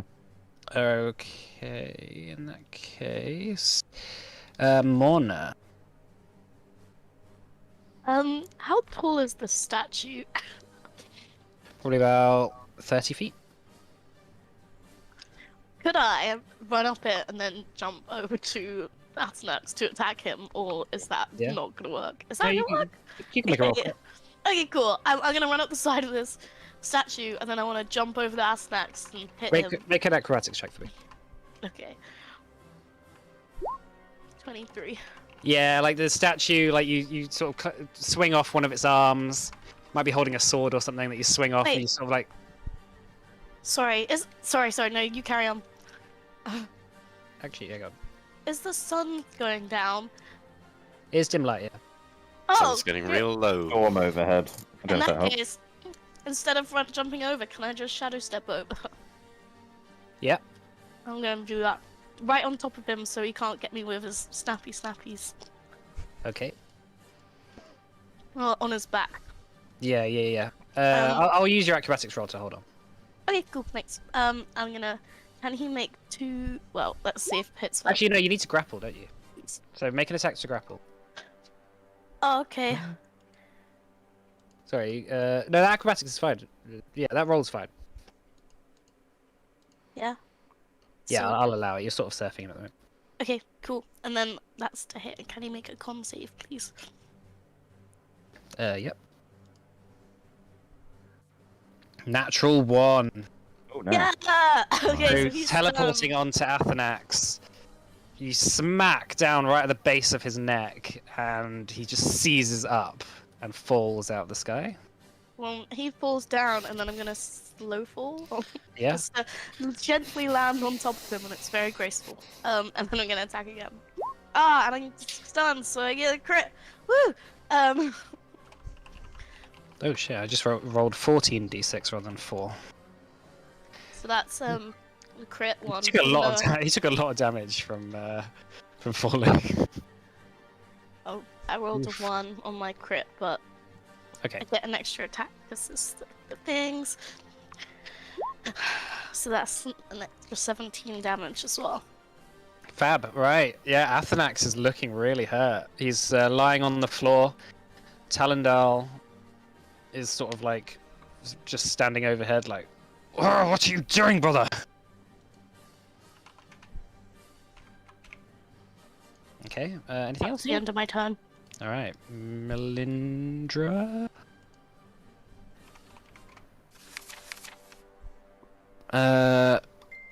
Melindra's gonna fly over Kairos's cage and just stand her and just land in front of Gira to protect him. And she's going to bite and claw Athanax. And they all hit. Ooh, Melindra's doing loads of damage. Yeah, that's my go. Yeah, That's she my- slashes down at Athanax. Athanax is just bleeding out on the ground. It's very close. At the end of Melindra's turn, Athanax is going to... Oh no, Athanax is stunned, so... Talendal is going to wing attack. No one's around him, he's just flying away. Let me just hang on, just a sec.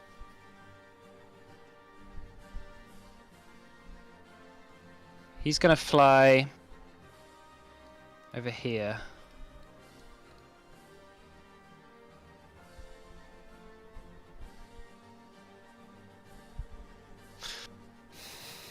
Yeah. All right. Talendal's. Hang on, just a sec.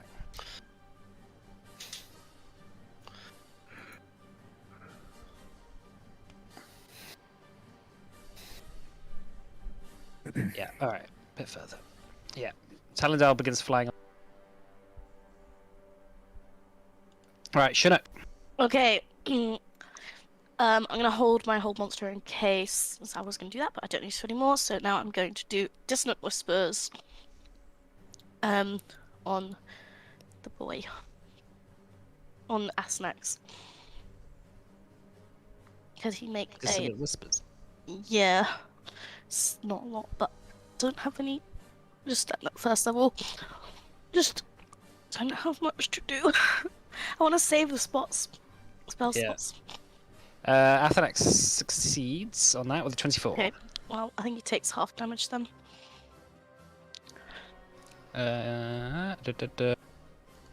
No, it's just a failed save. Okay. All right. Kairos is going to hold an action to move. And then on Talendal's turn, Talendal's going to cast another Disintegrate at the box. I'm going to counterspell it. Are you within 60 feet? Oh, no, I'm not. Oh no, you're 55. You are just within. Yeah, okay. I didn't realize you had cast spell. Oh, Talendal's going to cast spell. Wait, hold on. Wait, no, Sorry, no. it's the Chinook. Oh, It's Chinook, Chinook. no, yeah, he moved out the way of Chinook. Yeah. Yeah, Chinook's way out of the way. Sorry, I didn't realize I thought you had it for some reason. Yeah, well, Morna's been practicing. Yeah, no, he moved out the way of Chinook after seeing the first time. So where does he cast the? Because it only removes a 10-foot cube of it, I believe. Yeah, but Kairos can squeeze through. It goes like this.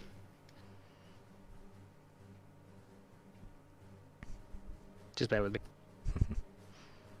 Yeah. All right. So Kairos is going to use his movement now that he held his action to squeeze through. So that's going to take 20 feet to get through there. And then Kairos begins to flap his wings and flies off further 60 feet.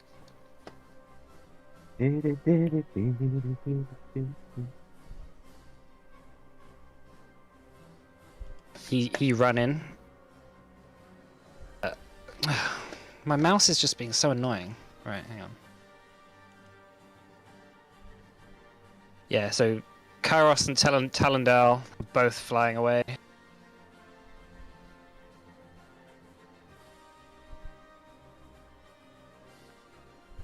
Talendale looking over his shoulder and saying, "Brother, I will avenge you." Actually, yeah, and that was it. Right. Athanax is stunned, so he's no longer stunned. Roxon. No, He's still stunned. He's stunned until the end of my turn. Oh, until the end of your next turn. Yeah, that's right. Okay. Big hits coming.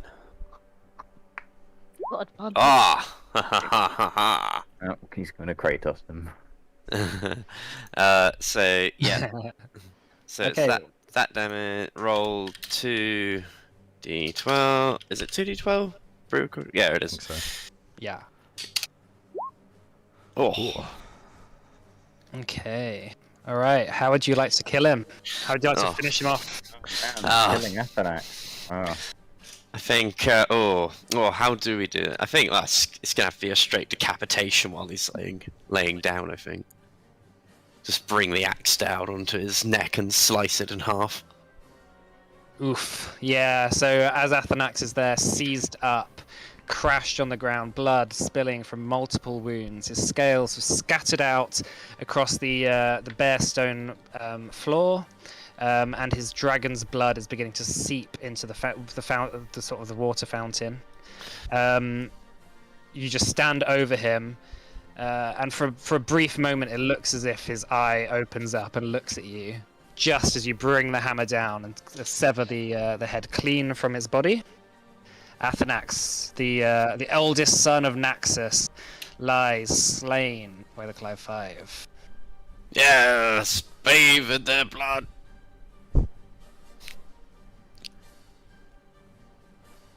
Melindra says, "Oh, shit! Let them go. Let them go. Well, We can't afford to try and chase them." I mean, I was going to hold Monster. Yeah, I was right. ready to hold monster them as well. Okay, well, Yeah, I was going to you catch can up. give it a try. That was just something Melindra said. She doesn't know what you have. Fuck him, Doesn't Melinda. control us. All right. Roxon has movement and an attack. He's 40 feet up in the air, though. Yeah, isn't Kairos actually uses. I a have wing- the rope. Kairos is going to use Oh. a wing attack and get another 80 feet away. So, 80? yeah, 40. Sorry. So it's now 100 feet up. What about this one? I have the rug, so that gives me... Talendale is also going to do that. Oh, well, that's no point really chasing him then. Yeah, do it, because we might hold monster them. Oh, well, I'll make my way over to them then. Ah, How far can I go? I've got 40 movement speed, and I've got the rug as well, so that adds another 40, right? You don't. No, the rug can combine only. them. Yeah, it's you can't only- combine them. it? That'd be cool, though. What? You Oh, don't. so I can only you move 40. can't fly. But I've got the rug. oh, you could. What? You're gonna hold the rug, run, and then jump on it. And go. No, I'm just if gonna it- get on the rug and let the rug take. You don't add the speeds together, unfortunately. Yeah, I'd say you can choose one or the other. Alright, well, I've got 40 feet from the rug, right? Yeah. Okay, I'll just go to here. Wait, is it your turn? Oh, yeah, it's your turn, Yeah. sorry. Yeah. Oh. Can I I'll shout- go here can on I- the rug. Can I shout to leave the rug because you're as fast without it? I ignore you and continue to do Okay. All right, scripture. Okay. Well, that scuppers my plan. You realise they're flying in the air, Roxanne, right? No, it's gonna fly up forward. Oh, right, you're flying 40 feet. Okay. Yeah. Sorry, I thought you ended up deciding to just run. I don't think you catch them, but that's okay. Okay, I'm gonna. go Doing what to here. Scrimshaw said and to put the rug under my arm and run with it.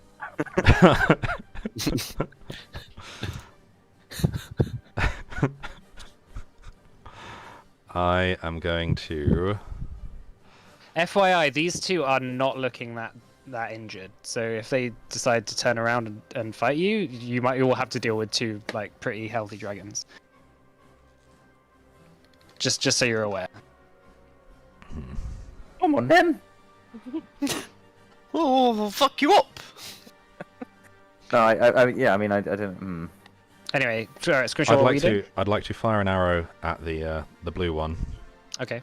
and try and knock it out the sky. Alright.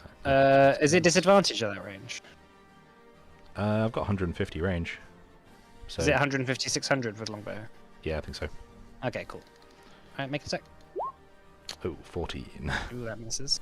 That didn't go back to the no, it's still plus 11. And shit. Well, might as well use a lucky. Fate. 22. Okay.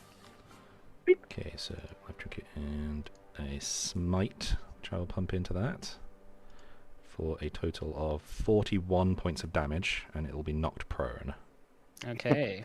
So you run across the courtyard, aim your longbow, true, and you first shot whiffs over the top of Kairos's wing.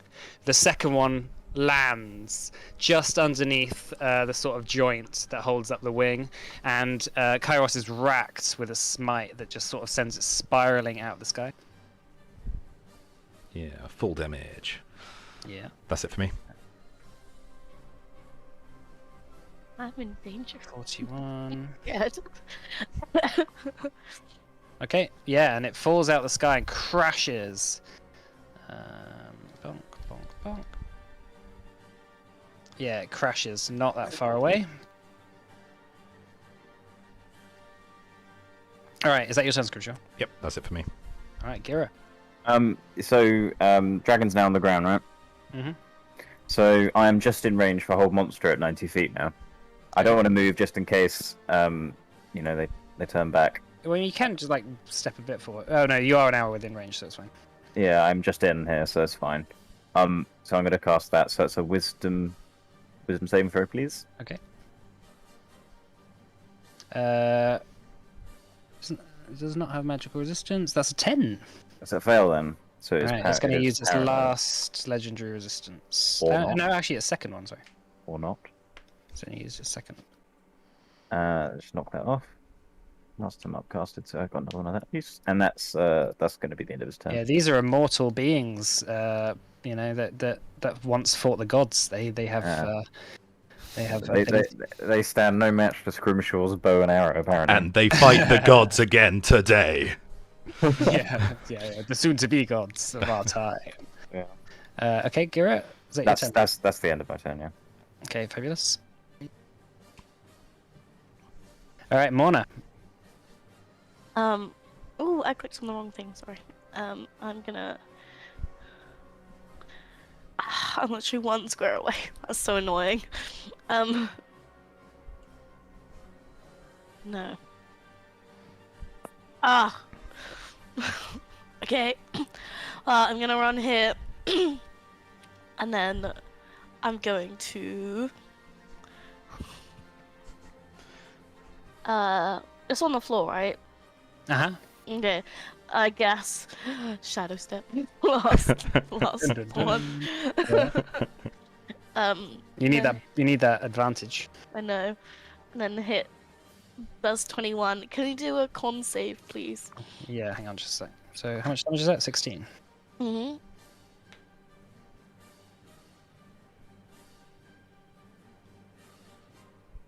Uh, 23. That passes, and then. Oh, sorry. Again, please. Was that an 18 to hit? Is it prone? Oh, it is prone. Yeah, Yeah, it's advantage. Alright, 16. Alright, let me just have a look. Con save. That's a 19? What passes? Cool. Yeah, that's what I can do. Okay. Kairos is, at the end of your turn, is going to use a tail attack against you. Disadvantage. Yeah, disadvantage. 15. That misses. Okay. Hang on just a sec.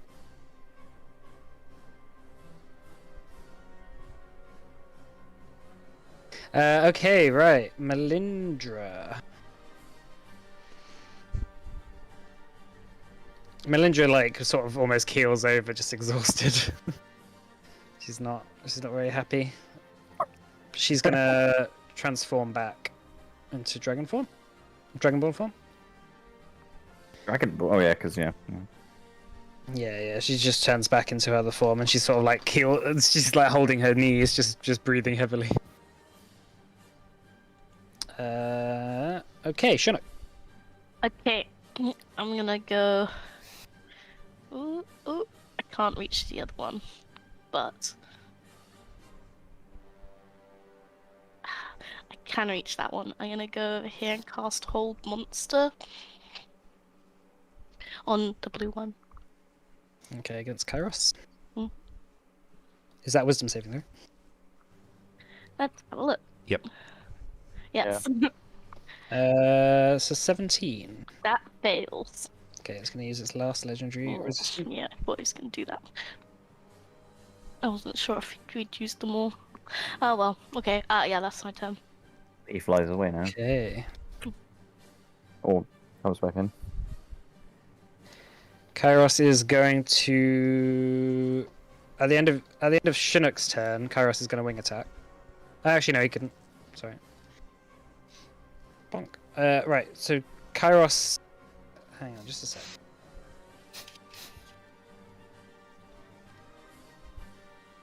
Kairos is going to just dash away. Okay, can I make an attack? Yep. Can I stunning a strike? You can't stunning strike on an opportunity attack, can you? Yeah, it just says melee weapon attack. Doesn't say. Doesn't say you can't, but. Okay. Yeah, sure. In that case, 15 damage, Constitution, 21. Oh, okay. Yeah. Yeah. Unfortunately, it's not likely to work. I know. But there's always the chance. There's always the chance. You gotta try. Yeah, Kairos just flies away. He's 160 feet. Just off the map. Now he's beginning to fly like over the actual town itself and about like out of the palace walls. So it's going to be a bit harder hit because of the skyline. And Talendal does the same. He's sort of 200 and something feet away. I think. All right, Athanax. Oh yeah, and also they're going to wing attack as well at the end of each of those turns. All right, Roxanne. This kind of turns everyone. I think we just let him go, right? You hear them like roaring in the distance, almost mourning, like the sound of like sort of dragons crying. Like, "Roar!" Like I don't think we're catching that. I mean, I could knock one down again, but it's just gonna maybe kill gonna some get people. back It might just kill some people and like, Yeah, let's just destroy someone's house and then fly off. we done a good job. We done a good job. I think we did. Call it a victory. Alright. Sort of. Okay, so as the city burns, you look around. Surprise! It doesn't feel like a victory. Yeah. It feels like the city was woefully unprepared for this sort of thing. What's Athanax looking like? Kind of Gira hobbles over, and He's looking like he's not got a head. yeah, I mean he tries to attempt to like close Athanax's eyes in like a funerary rite kind of thing. Sure. And kind of As Athanax you walk over to him, his body begins to sort of like his form looks different. It looks sort of it looks more and more aged over time. Like it seems that the process of whatever magic that was keeping him alive for so long, now that the soul has left his body, his body is starting to rot rather quickly. it's a shame. These creatures were once so magnificent. Alas. How's Melindra looking? She's just sort of like walks over to the statue and just props herself up against it. She's got like a big like cut in her the side of her chest, but like it's healed up because of your healing spell, so she's not bleeding anymore. But it looks painful. Yeah, and he casts a healing word on her, just on like. Save it cut for or yourself, Kira. It's fine. He does it anyway. Okay. Thanks. I feel marginally more healed. That's the thought that counts. A few guards begin streaming into the courtyard as Wolfram sort of steps out the front gates of the palace, looking around, sort of. Isn't he still in the? Oh yeah, for God's sake! He can walk out though, can't he? Yeah, he can should be able just to walk out. Actually, he can just walk an out. hour. Oh Yeah, yeah, so- it lasts an hour, doesn't it? Yeah. Yeah. All right. So he walks out. He steps out into the courtyard. He says, "Are they gone?" Yes. 2 of them fled when when this one was on its last legs. Look at that creature.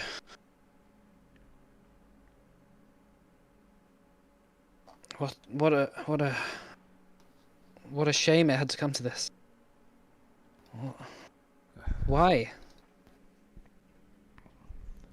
Well, I think that's for you to explain, isn't it, Melindra? Yes. While this is happening, can Gira like start casting control weather, and like start a rain over Vielle, because the fire is going on at the moment in an attempt to quell it. Sure. It takes 10 minutes to cast, but that's fine. Okay, so you just been And it's casting. 5 miles after him. And he's like kind of doing it with like one hand like on his knee because he's like so fucked. And he's kind of got his hand up in the air with the other one, channeling the energy into the air. Is that a staff thing? Oh, what? Sorry. Is that a thing from the hammer? Yeah, it can be from the. It's like the hammer's a magical focus as well as the fragment around his neck that he's had the whole time.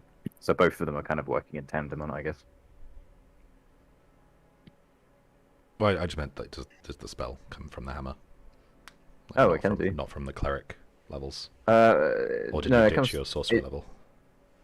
I've kept the sorcerer level. So it can be from him, I guess. It is still there. Well, you're only level 14 cleric, aren't you? Oh yeah, so you shouldn't be able to cast an 8th level spell. Yeah. So you'd have an 8th level spell slot, but you wouldn't have any 8th Hold level on, cleric hold on, spells. hold on. I thought I sorted this out properly last time. Carry on, I'll figure this out in the background. Melindra begins searching Athanax and says, I figured he wouldn't have it. The other He one must of have kept, those? he must have kept it in his hoard. What exactly is that thing? It's a gem of power. It's what's it's our symbol of in the Kyra Concord of righteous judgment. The true librarian must always have both gems of power and the hammer on him at all times. It was always what protected us in the past. And naturally, for 500 years, we have been without both the librarian and the hammer that is fully powered. So you do you know who Gira is? Yes, I knew that. I knew who he was when I met you. I just had no idea that the Kyra Concord had turned out the way it had. Apologies for not mentioning in our haste.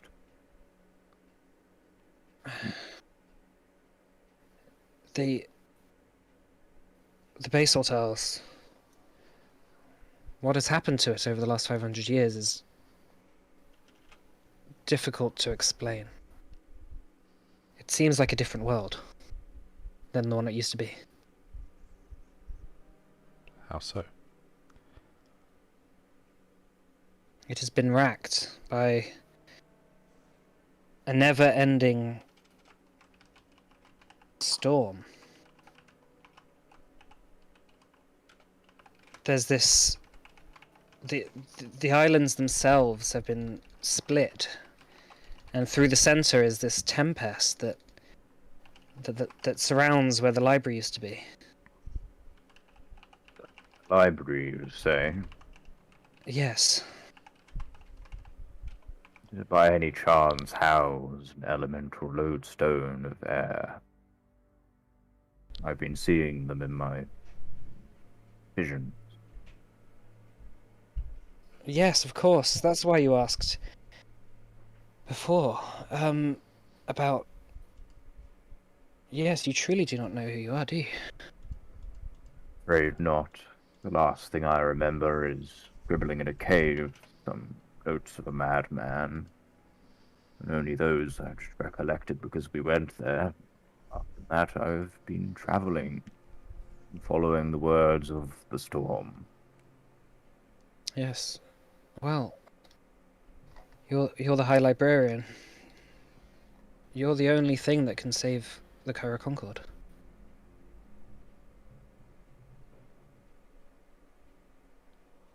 So this is my purpose, it seems.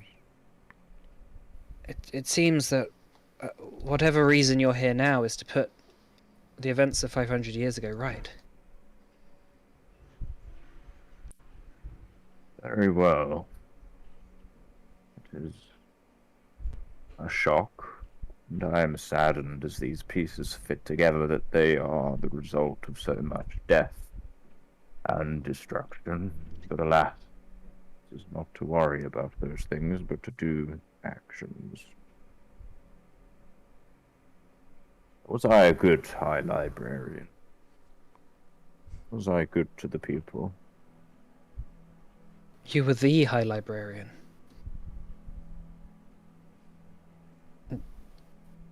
I couldn't have imagined a Kyra Concord without you.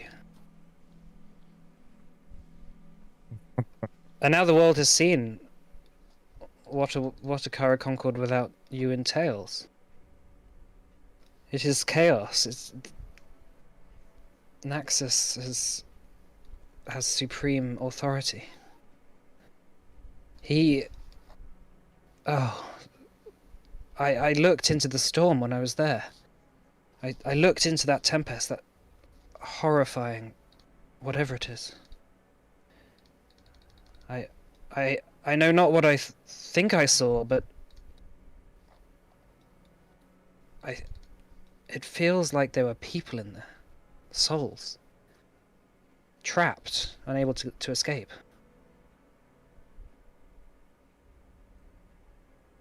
Oh, that is horrifying. Are they...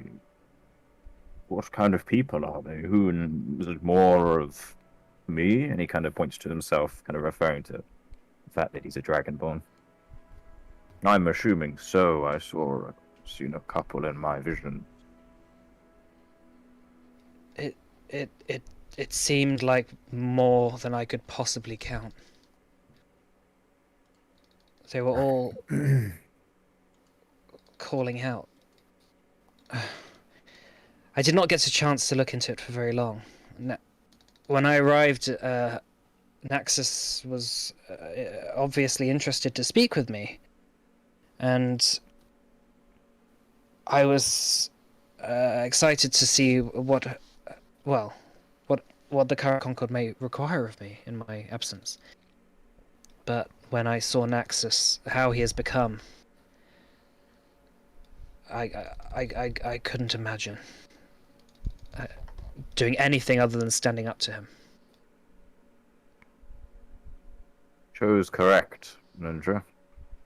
It seems we have a duty to fulfill, for the sake of not just those living now, but those long past.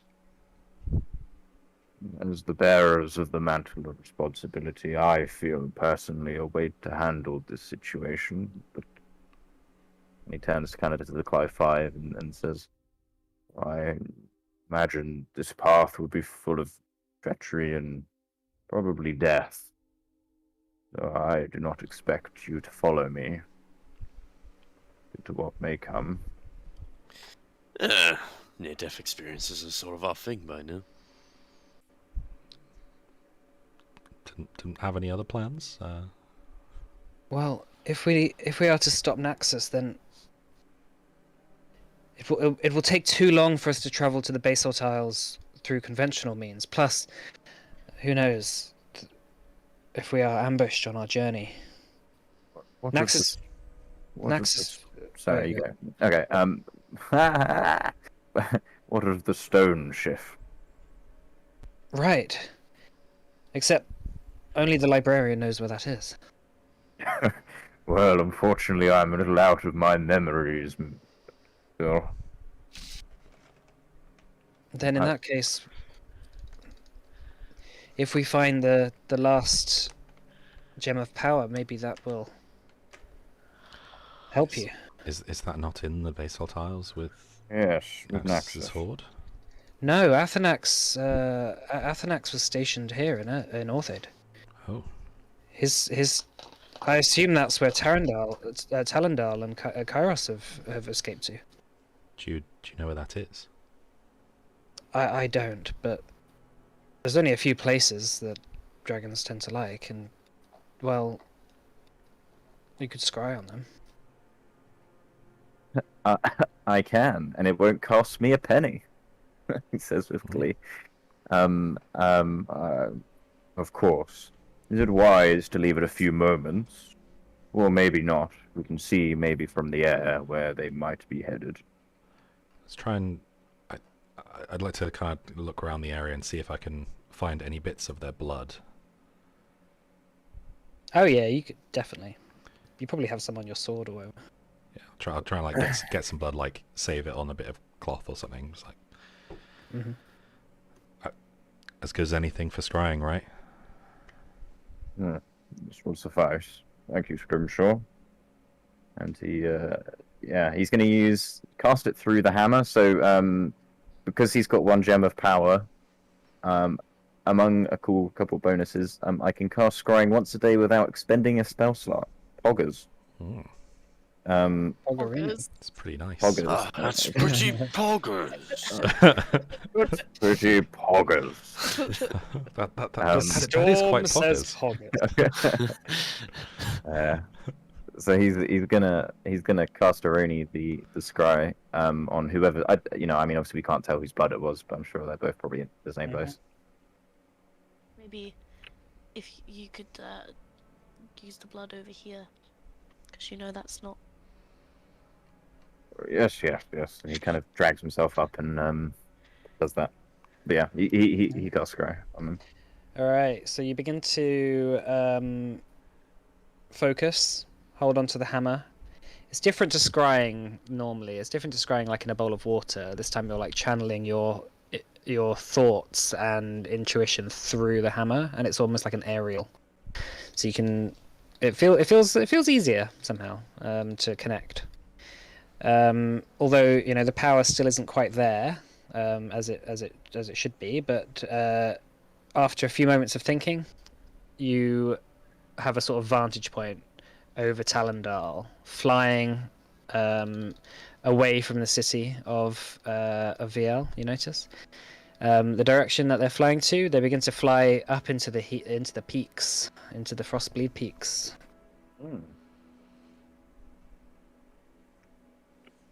Is that it? Oh, I mean, how long can you scry on them for? 10 minutes, I think.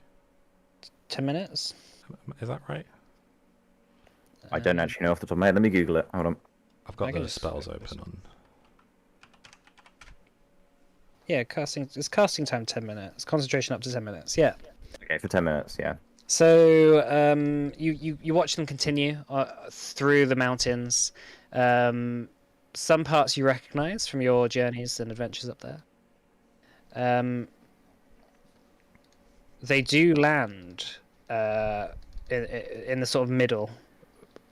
Nearabouts actually enough. Near where the giant's tower is that was destroyed. Excellent. Yeah, it's close to there. That sort of basin of mountain mountainous area over the Frostpeak Peaks.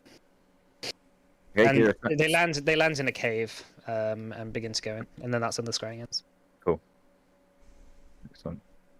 Gira breaks out and he says, "They've headed into Frostbleed Peaks." What? Shit!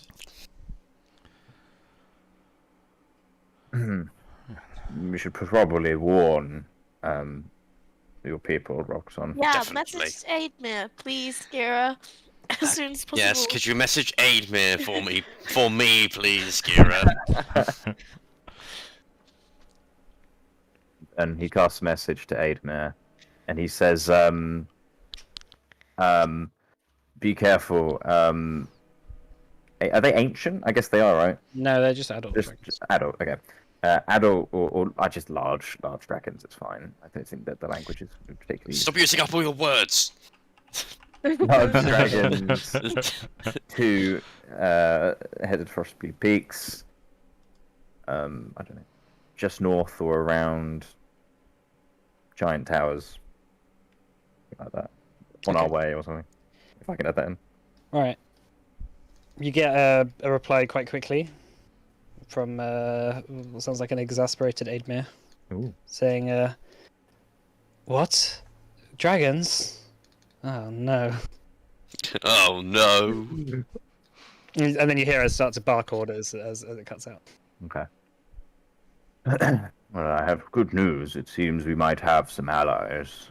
It seems like my little message has stirred them into a bit of a frenzy. I might I'd also- imagine. Yes, I imagine the mention of dragons probably did get people a little bit concerned. One dragon and then two. What did she say? I just said large dragons. Do you think should we go there? Yes. Make sure that they're okay. I suggest messaging Arnex and seeing if he can come over here and help us travel through the wild paths. It might drastically speed up our journey. Perhaps. What if Chinook can't teleport, by the way. well, not today. But Roxon, do you have anything from home? Let me check my His bag. axe, maybe. Well, technically, yes, the axe does come from home. Okay. That may allow us to teleport there in the morning. Oh. It's just I feel like dragons can move quite fast, right? If they were headed there, I don't know why they'd head there, but if they were headed there, then that's a real problem. Well, I think that's where Athanax's cave is. Oh. Shit, really? They do not know we know where they are. Chance they might just lick their wounds. Yes, it might be just a stopping off point, just so they can formulate a new plan of attack now that they know that you're a lot more dangerous than they anticipated. This was Okay. them making a mistake, one that Talendar will not make again. We will have to fight him on our terms rather than... Well, we might have to fight him on his terms. We'll see. If we can trap them in the cave, then they will not be able to run. We will... I'm sure my sister could help with that. I don't want her getting into any danger. Look, She's not she's tough enough to hold for herself, and plus we can use some backup, not just Aidmere, but more warriors to help trap the dragons inside the cave. I mean, I don't know. I feel like using warriors and Aidmere, who, yes, she is very experienced, but she's not, us. The well, warrior queen not want to fight for her people. they can help us create a trap. We're very good at Groups. making traps. Groups of individually not... We've dealt with particularly giants. strong. We can deal with dragons. Yes, but groups of not particularly strong I never said they were going to be fighting. Goliaths are not Yes, but I never prime. said they were going to be fighting. They could just help create a trap. One like breath from one of those dragons could wipe out your I don't entire think people. you're quite hearing what I'm saying. I know you're saying only a trap, not attack, but what if they get caught in the middle of it? Well, Goliaths will happily put down their life for the greater good. If we can get them in a cave where they can't run, that will benefit us greatly. Okay. Where they don't have the sky. Or the movement. They won't be able to move around as much. Naxos will almost certainly send more dragons as well over time. We need to Kill as many as possible. We don't want this happening to every city in Orthade. Yeah, I agree. I think we should sleep for the night, teleport to your clan in the morning. God, what was it called again, Ruxel? What's it called? Where was Frostbleed Clan? God damn it! It's there in the mountains. no, specifically in the Frostbleed Peaks. Like, where was your where was your axe forged? Raven Thorpe. Oh yeah, that's it, Ravenfall. Thank you. I just forgot. Thanks. So did I for a moment there. It's a good thing I searched my brain to find it. And we'll head for a Raventhorpe in the morning. Do you have enough spell slots to message Aidmir and let her know that we're gonna come and see her? Here's the map. Here it is. I can. Yeah, Gira can. Perfect. Emperor Wolfram, is it okay if we stop over here? I think. I think he's probably quite busy trying to. Yeah, he's I want to ask him. Yeah, I want to ask him if it's okay for us to stay over, though. I don't just want to just assume. I mean, yeah, he says. Well, I think most of the guest suites have kind of been a bit destroyed, so That's fine. We'll stay in an inn. Can't Chinook just make a our lot of those special? are being destroyed as well. I think we'd just be staying in a ruined room and bed on like knapsacks kind of thing. I can take us home. That's also fine. I'd rather go home. I'd rather stay here in case they come back. I think we stay here. I think to stay here. Just find somewhere like in a building that's ruined. We can sleep in there. It's Can fine. Chinook make his special palace? No, he doesn't have enough spell slots. Oh, The demiplane is probably still open if we want to get in there before it shuts. It's, how it's nice. Stay in the inn like normal people. Normal people? We're not normal people. We are adventurers. All right. Anyway. Okay, an inn, I guess. It's been a while. I haven't seen Right. it in a long time. I just want to go to an inn that's not destroyed. Yeah. I feel like Well, even that the might be inns that difficult, aren't yeah. destroyed, they're going to be like, I don't know, trying to save their neighbours from, the other side of the city.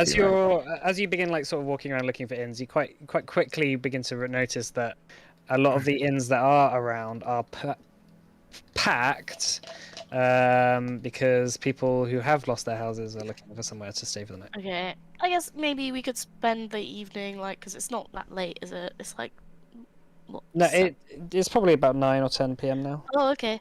I thought it's winter. No. Well, I mean, you've been talking and fighting, and you know. Yeah, I know. It's just okay. Yeah, we can just go Sorry, home. in my mind you said sunset, and so I was. Well, thinking no, it the was fight like, started it was like literally 5 p.m. Yeah, as the fight started literally as the sun was like I just know. going behind the mountains, but also, yeah, Yeah, that's fine. it's not the same seasons necessarily. Cool. I guess let's just go find a ruined house to sleep in for the night. Okay. Just any ruined house. Like a crack den. Yeah, like a house that's unoccupied, someone that will give us a bit of shelter, so we don't have to put a tent up. Yes, find a deceased family's house and we'll Yeah. stay there. Well, How do you Well, what tell do if you someone's guys just wanna not do? in? I don't know, No. kick the door and see if I anyone's just strange. said like the ruins of a house because it would offer us some shelter. It's better than just sleeping out in Do you the know what? streets. Do you know what gives really nice cover? Darkbridge. Or our house.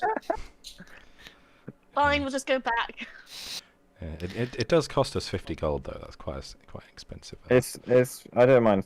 Or we could sleep in like the Wolfram's palace, right? I'm sure there's some like room that's fine. I mean, it's all a bit Let's rest. take we're Wolfram. Can we technically- sleep in your room? Technically, I think we we're just still go there. not. Technically, we're still not welcome in the palace. Oh, I think it's fine right now. Funny enough, I think half the city's on fire. Why don't we just put up a tent and just sleep in there? Is that all right with everyone? Yeah, Yeah, a tent big enough fine. for me. It's fine. Let's just do that. Let's just do We're that. very used to sleeping on the road, so. That's fine. Okay, so as you sort of get settled in your tents, you hear the sort of marching of boots right outside the tent door. Ah, trying to sleep. Are they going past, or have they stopped? No, so they've stopped outside, and you hear like damn it. someone's like they like click their ankles together in like sort of military way, and just sort of like just walk sort of passive aggressively up to the door. Open Can the Roxanne tent. go out first? Just like poke my head through. What do you want? You see a captain of the Tempest brand Oh god. Oh no! who says, "The Inquisitor wishes to speak with you." Ah, It's Melindra with Of us. course. Melindra, yeah. Of course. Would you like to do that here or somewhere private? Come with us. Okay. I mean, I'll begin to follow if don't know what everyone else is doing. Okay, so yeah, so there's like a small detachment of Tempest brand soldiers. The captain himself is looking very pious today. I'm glad. With his like white and red tabard. They march you over to they march you past the big broken cathedral where a lot of the Red Dragon's damage was. But you notice that next to it is another building which almost looks a bit like a fortress, which is like the Tempest brand headquarters in Vielle. Which is a little bit scorched, but it's mostly untouched, really.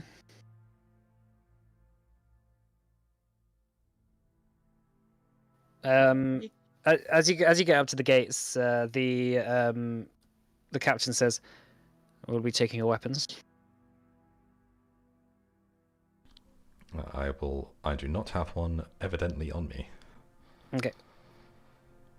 Are you giving up your evident weapons? I think Gira's gonna try and say something like Gandalf does in Rohan. He's on like 10 health, and like knowing now that he can't really part with the hammer, he's gonna try and pull the line. Okay, so the captain sort of says, "You cannot enter without your hammer." But as he says that, there's a voice behind him which says, "Now, it's okay." And the captain sort of turns aside and nods and steps out the way. And you see the Inquisitor Ezekiel, who you've met a few times. Oh. He says, "So the Clive 5 return to Vielle for the first time in quite a while, and a dragon attack happens." What to do? Well, care to explain? Yeah, it's a good job we were here, wasn't it? Otherwise things would have gone much more poorly. From how the dragon spoke, it sounded like it is because you are here that they came.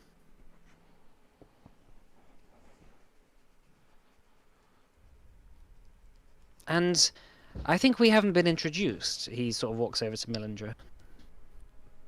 She says, "Melindra Fairwing, at your service." He says, "At my service?" Well, I usually have no regard for Dragonborns, but I could find something for you. And she sort of goes, she just scoffs. He says, "You've had issues in Darkbridge, have you? I've heard much." That is the reason that we came here in the first place. Yes, we have had issues with people in Darkbridge.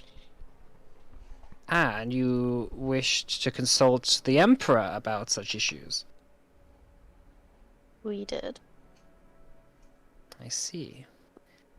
Well, unfortunately, I think the Emperor has very little jurisdiction in the affairs of,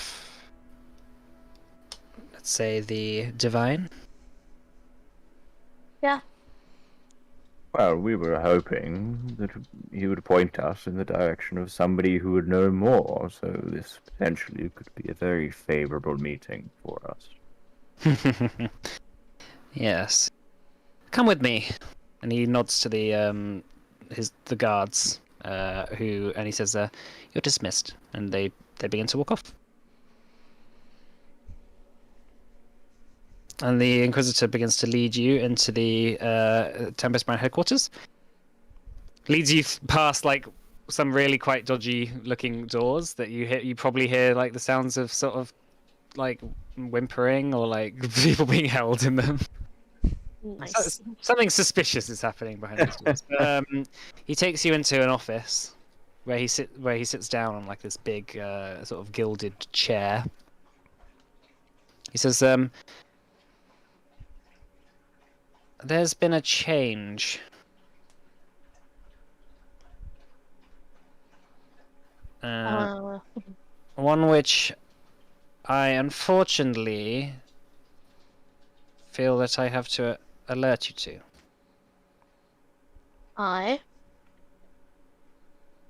Unfortunately, my interests in the Tempest brand have... Well, let's say that there's been a change in alignment. The Tempest brand is not the organization that I expected it to be, let's say. May I just jump in? You don't by any chance want to see the sun rise tomorrow, do you? If you know what I mean. As opposed to never go up again. I put my faith in Titus that he will make the sunrise every day. Oh, but of course, but the children of Titus might put a spanner in that. Yes. This is the thing. I figured that no one truly in the Tempest brand took these myths seriously. And yet, now, everywhere I go, the Tempest brand seems to be aligning themselves more and more with idiocy. This cult, I have seen what these sort of beliefs can do to an organization. If this cult gets, let's say, a place in the Tempest brand, it will cause havoc. I'm sure you understand that as well. Of course.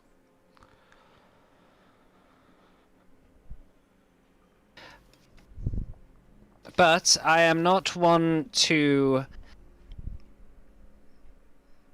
drop a bombshell on you without offering you something in return.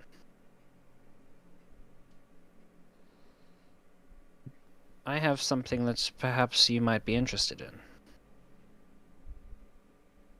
Today certainly is a day for finding things we're interested in, so please do. I may have information on... And this got me thinking because of this attack thing. On something that I think that you have been interested in for a while. At least since you had your stay in Baratheon. Go on. I think... Well, if I happen to know the location of the strangers, perhaps that information could be worth something. If I had information that perhaps they're not coming back. Not unless you go and save them. And I figured that you might need their help if you are going to fight a whole war against the dragons. Does Melindra know that Massamantha is a stranger? Does she know that or not? Yeah, We you told her. told her. Yeah, you told her. Okay, we told her. Yeah, Melindra sort of is not saying anything at the moment. She's just sort of looking very intently at him.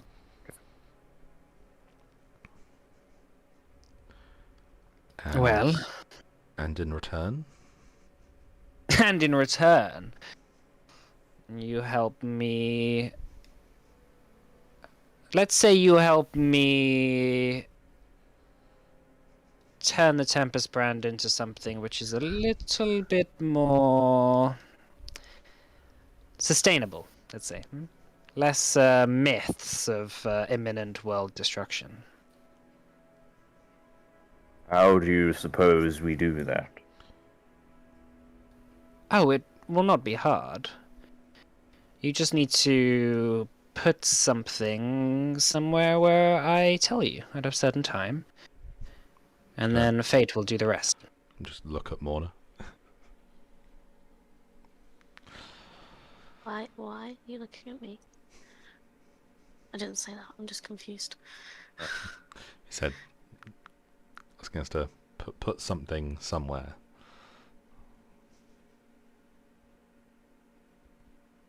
Okay. Preferably unseen. Oh, yeah, I can do that. I didn't think I would have to spell it out so much. So Sorry. these kind of use air quotes myths. What do you think of them? They are convenient. Whoever within the Tempest brand is playing up on these happenings recently are looking for one thing for themselves only: power. There is something sinister going on within the Tempest brand. Something that has led myself to a life of trying to root out the corruption within the organization. And yet, the further I dig, the more corruption I find. So you don't believe that there is a calamity upon us? I believe that there's always calamities upon us. There are always moments in our history where, if it had gone the other way, perhaps we would not be here speaking today, right? I do not think that this is the calamity.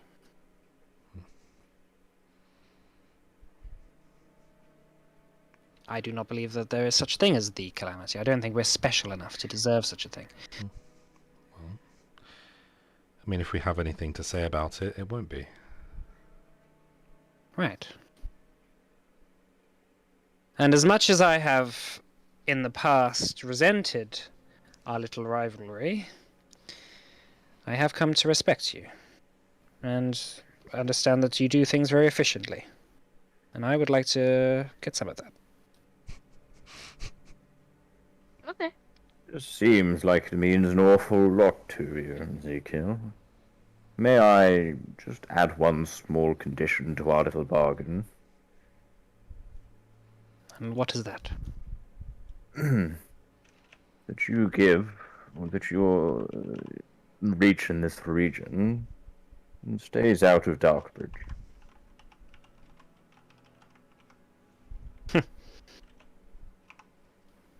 It's a Why? small.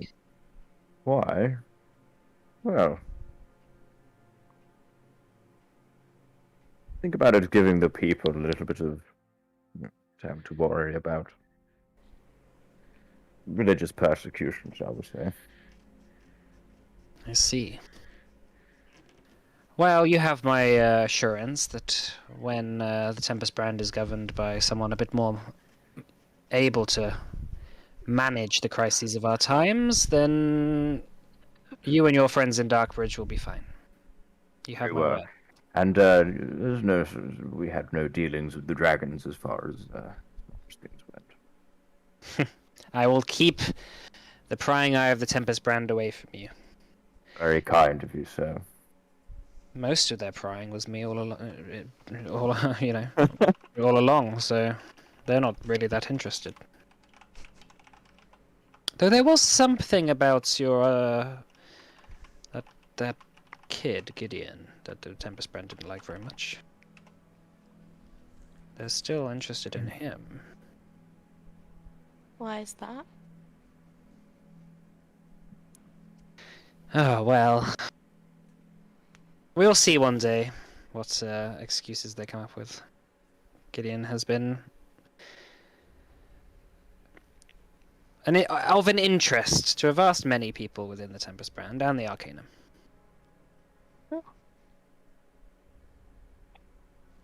I didn't think he was that interesting when I knew him. Yeah, just kind of whiny. Well, I suppose that this isn't really a conversation topic I'm particularly interested in. That's fair. Fair enough.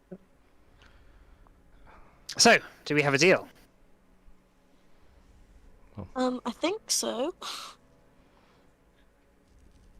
Yeah, Good. I suppose. He stands up and clicks his heels. The sort of like armor that he's wearing it sort of rattles. He says,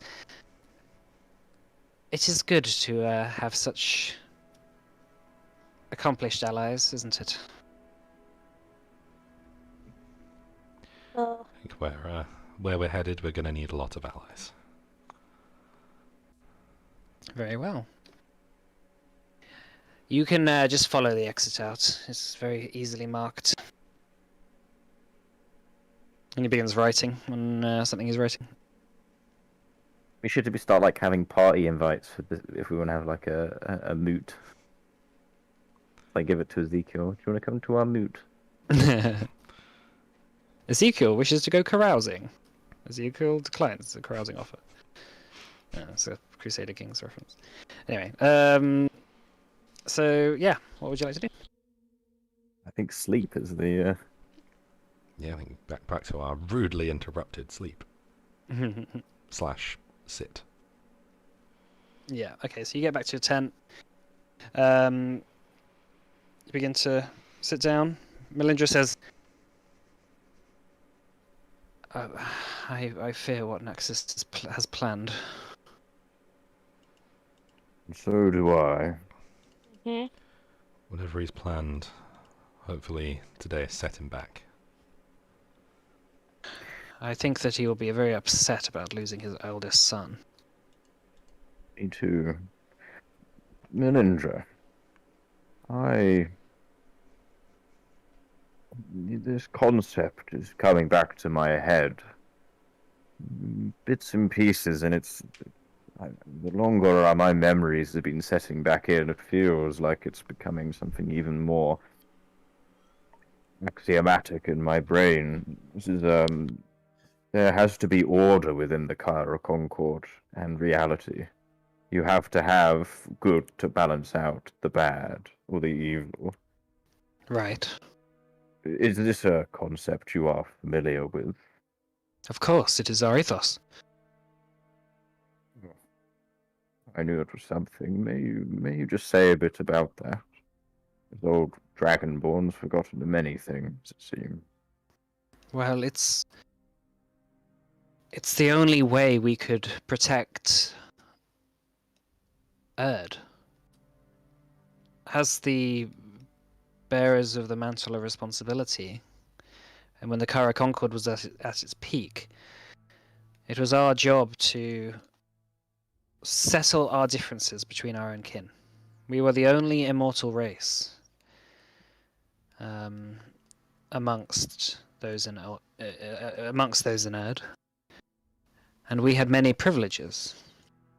But in the past, when we had struggled with the ambitions of mortals, we found that we rarely would win. It is one thing to fear death, but mortals fight in a way where they use that fear to power themselves. Immortal beings like dragons, we succumb to arrogance very easily. We fall very far. So the only way to protect ourselves was to work with other dragons. So we had to come up with some sort of ethos that some other ethos that would make sure that we could continue to protect this realm.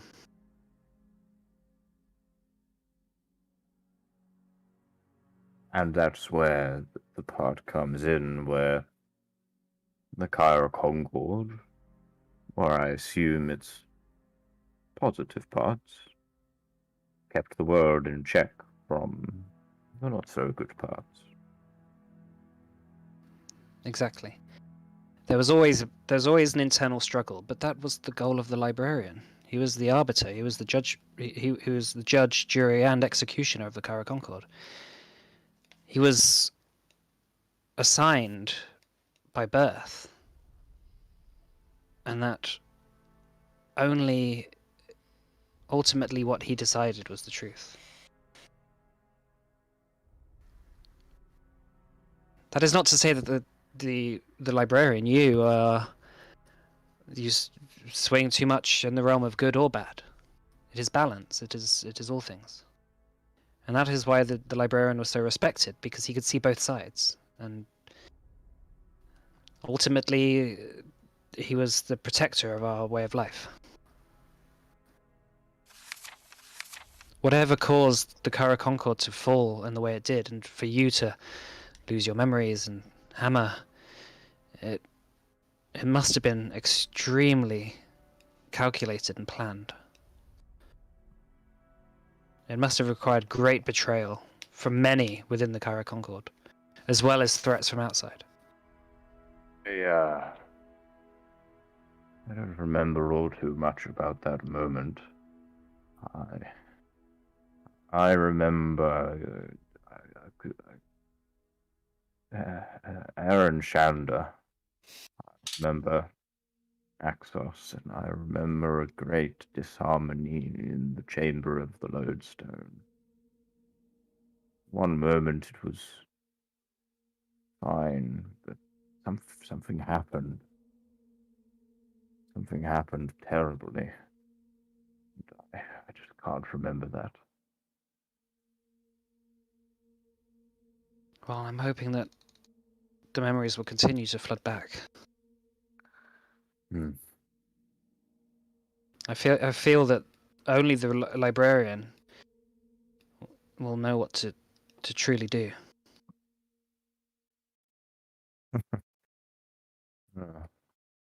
was Which is about why to say it's probably the storm to decide, but perhaps not. the storm. Yes, the storm. I mentioned this to you earlier. You seem confused by it. She sort of just thinks a little bit and says, "I've never heard you speak like that before." Gabriel looks to the rest. He's like, never heard of that one before. Yes, It's whole identity. The storm. It's the guiding energy, the universe. One of the. It is the energy in the air. It's the crackle in the wind. It guides the deluge of the storm. It's literally. It's what I follow. Leads me on the path that I am. To do what I'm here to do. I trust that whatever has brought you here knows what is best for you. And what is best for the Cara Concord as a whole. Hasn't led me astray so far, and still here, am I not? I suppose that's what I'm worried about. It is curious. It is curious that you had no idea what the storm was. I don't think any dragons know what you're talking about. Unless it's just something to do with that. Whatever that thing is in the basal tiles.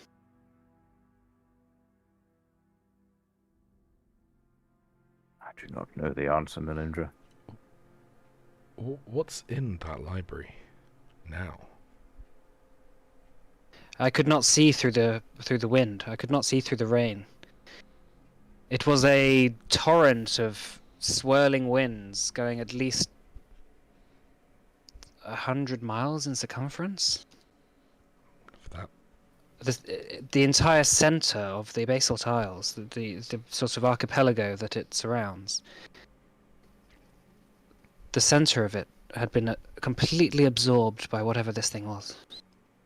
What if that storm is protecting whatever's there until Gira can return? Then if it is, we need to find out some way of getting there. How far exactly are the basalt isles from here?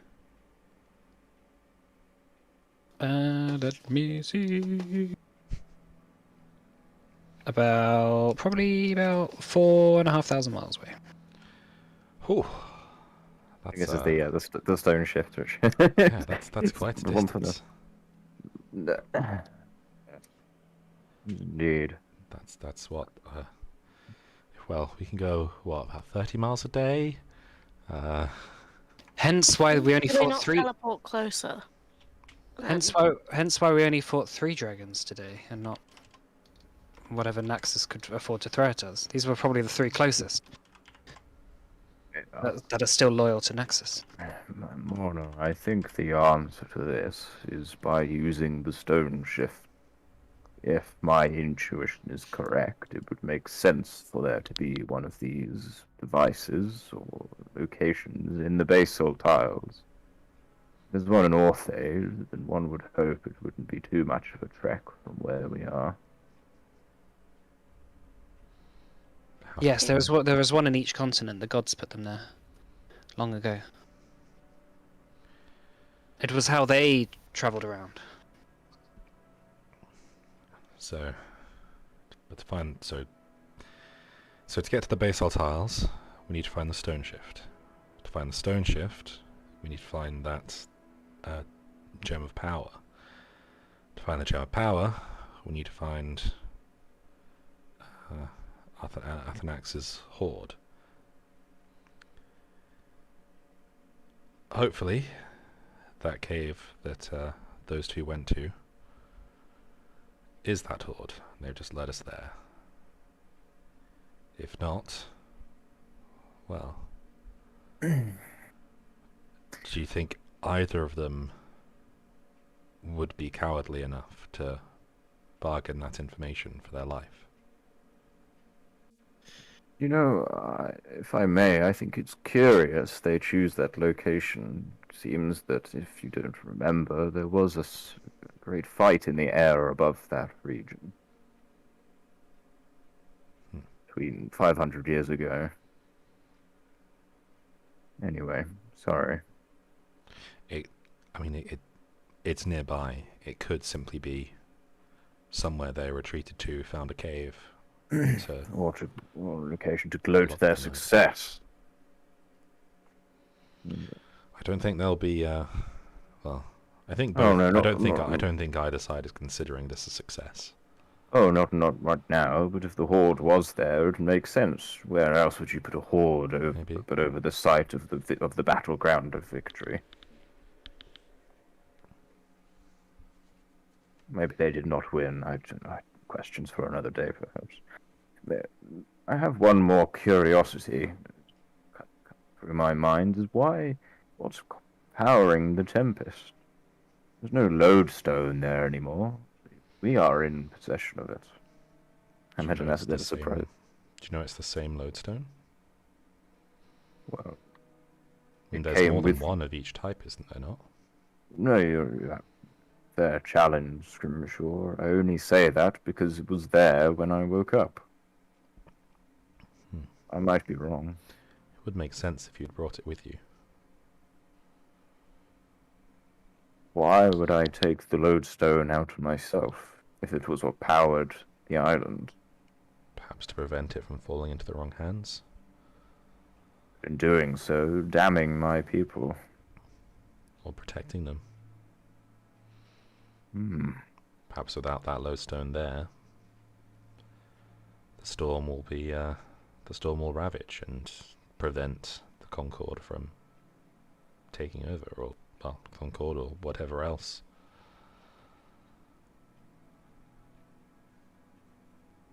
From getting whatever's in that library.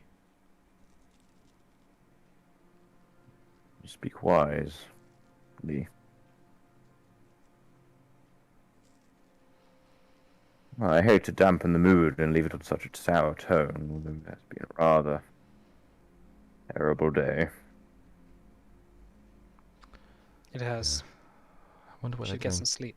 I wonder what they're going to do with Athanax's body. I mean, hopefully they'll take the bones and make a bust or something. A nicer bust with the head to put over Wolfram's throne. That'd be cool. Oh, Jamie! Oh, Are you okay, Morna? You got a bit of a I think cough. we could maybe take the head and put it in our house. absolutely not. Oh, go on, that'd be so cool. That'd be cool. That'd be so cool. He was a great dragon. Well, he's a dead dragon now, so. And he wasn't a great dragon. He was a horrible, horrible Yeah, he's a bit of a dick. Right. All dragons are born great. That's Oh, kind dragons. of that's Maybe they're pretty. not, actually. Maybe they're not. That's pretty racist, actually. Or speciesist, because they're not right. It's grey. It's Finest. grey area. At the very least, they should be seen to the proper funeral rites. And then mounted on our. On our. I would like to mount it in our house. Ugh. I'll talk to Wolfram about it in the morning. I mean, Emperor Wolfram about it in the morning. Before we go. This Wolfram will be fine. goes to sleep. How barbaric, Villager says. You truly are the lower life form. No, just kidding. All right. Well, that's probably a good time to end as you sat in your tent. The fires burning out all across the city as as the city sort of braces itself for what could very possibly be the first of many sort of attacks. All right. Do you want to end the stream, Richard? All right. Yeah. See you next Thanks week. for playing. Yeah.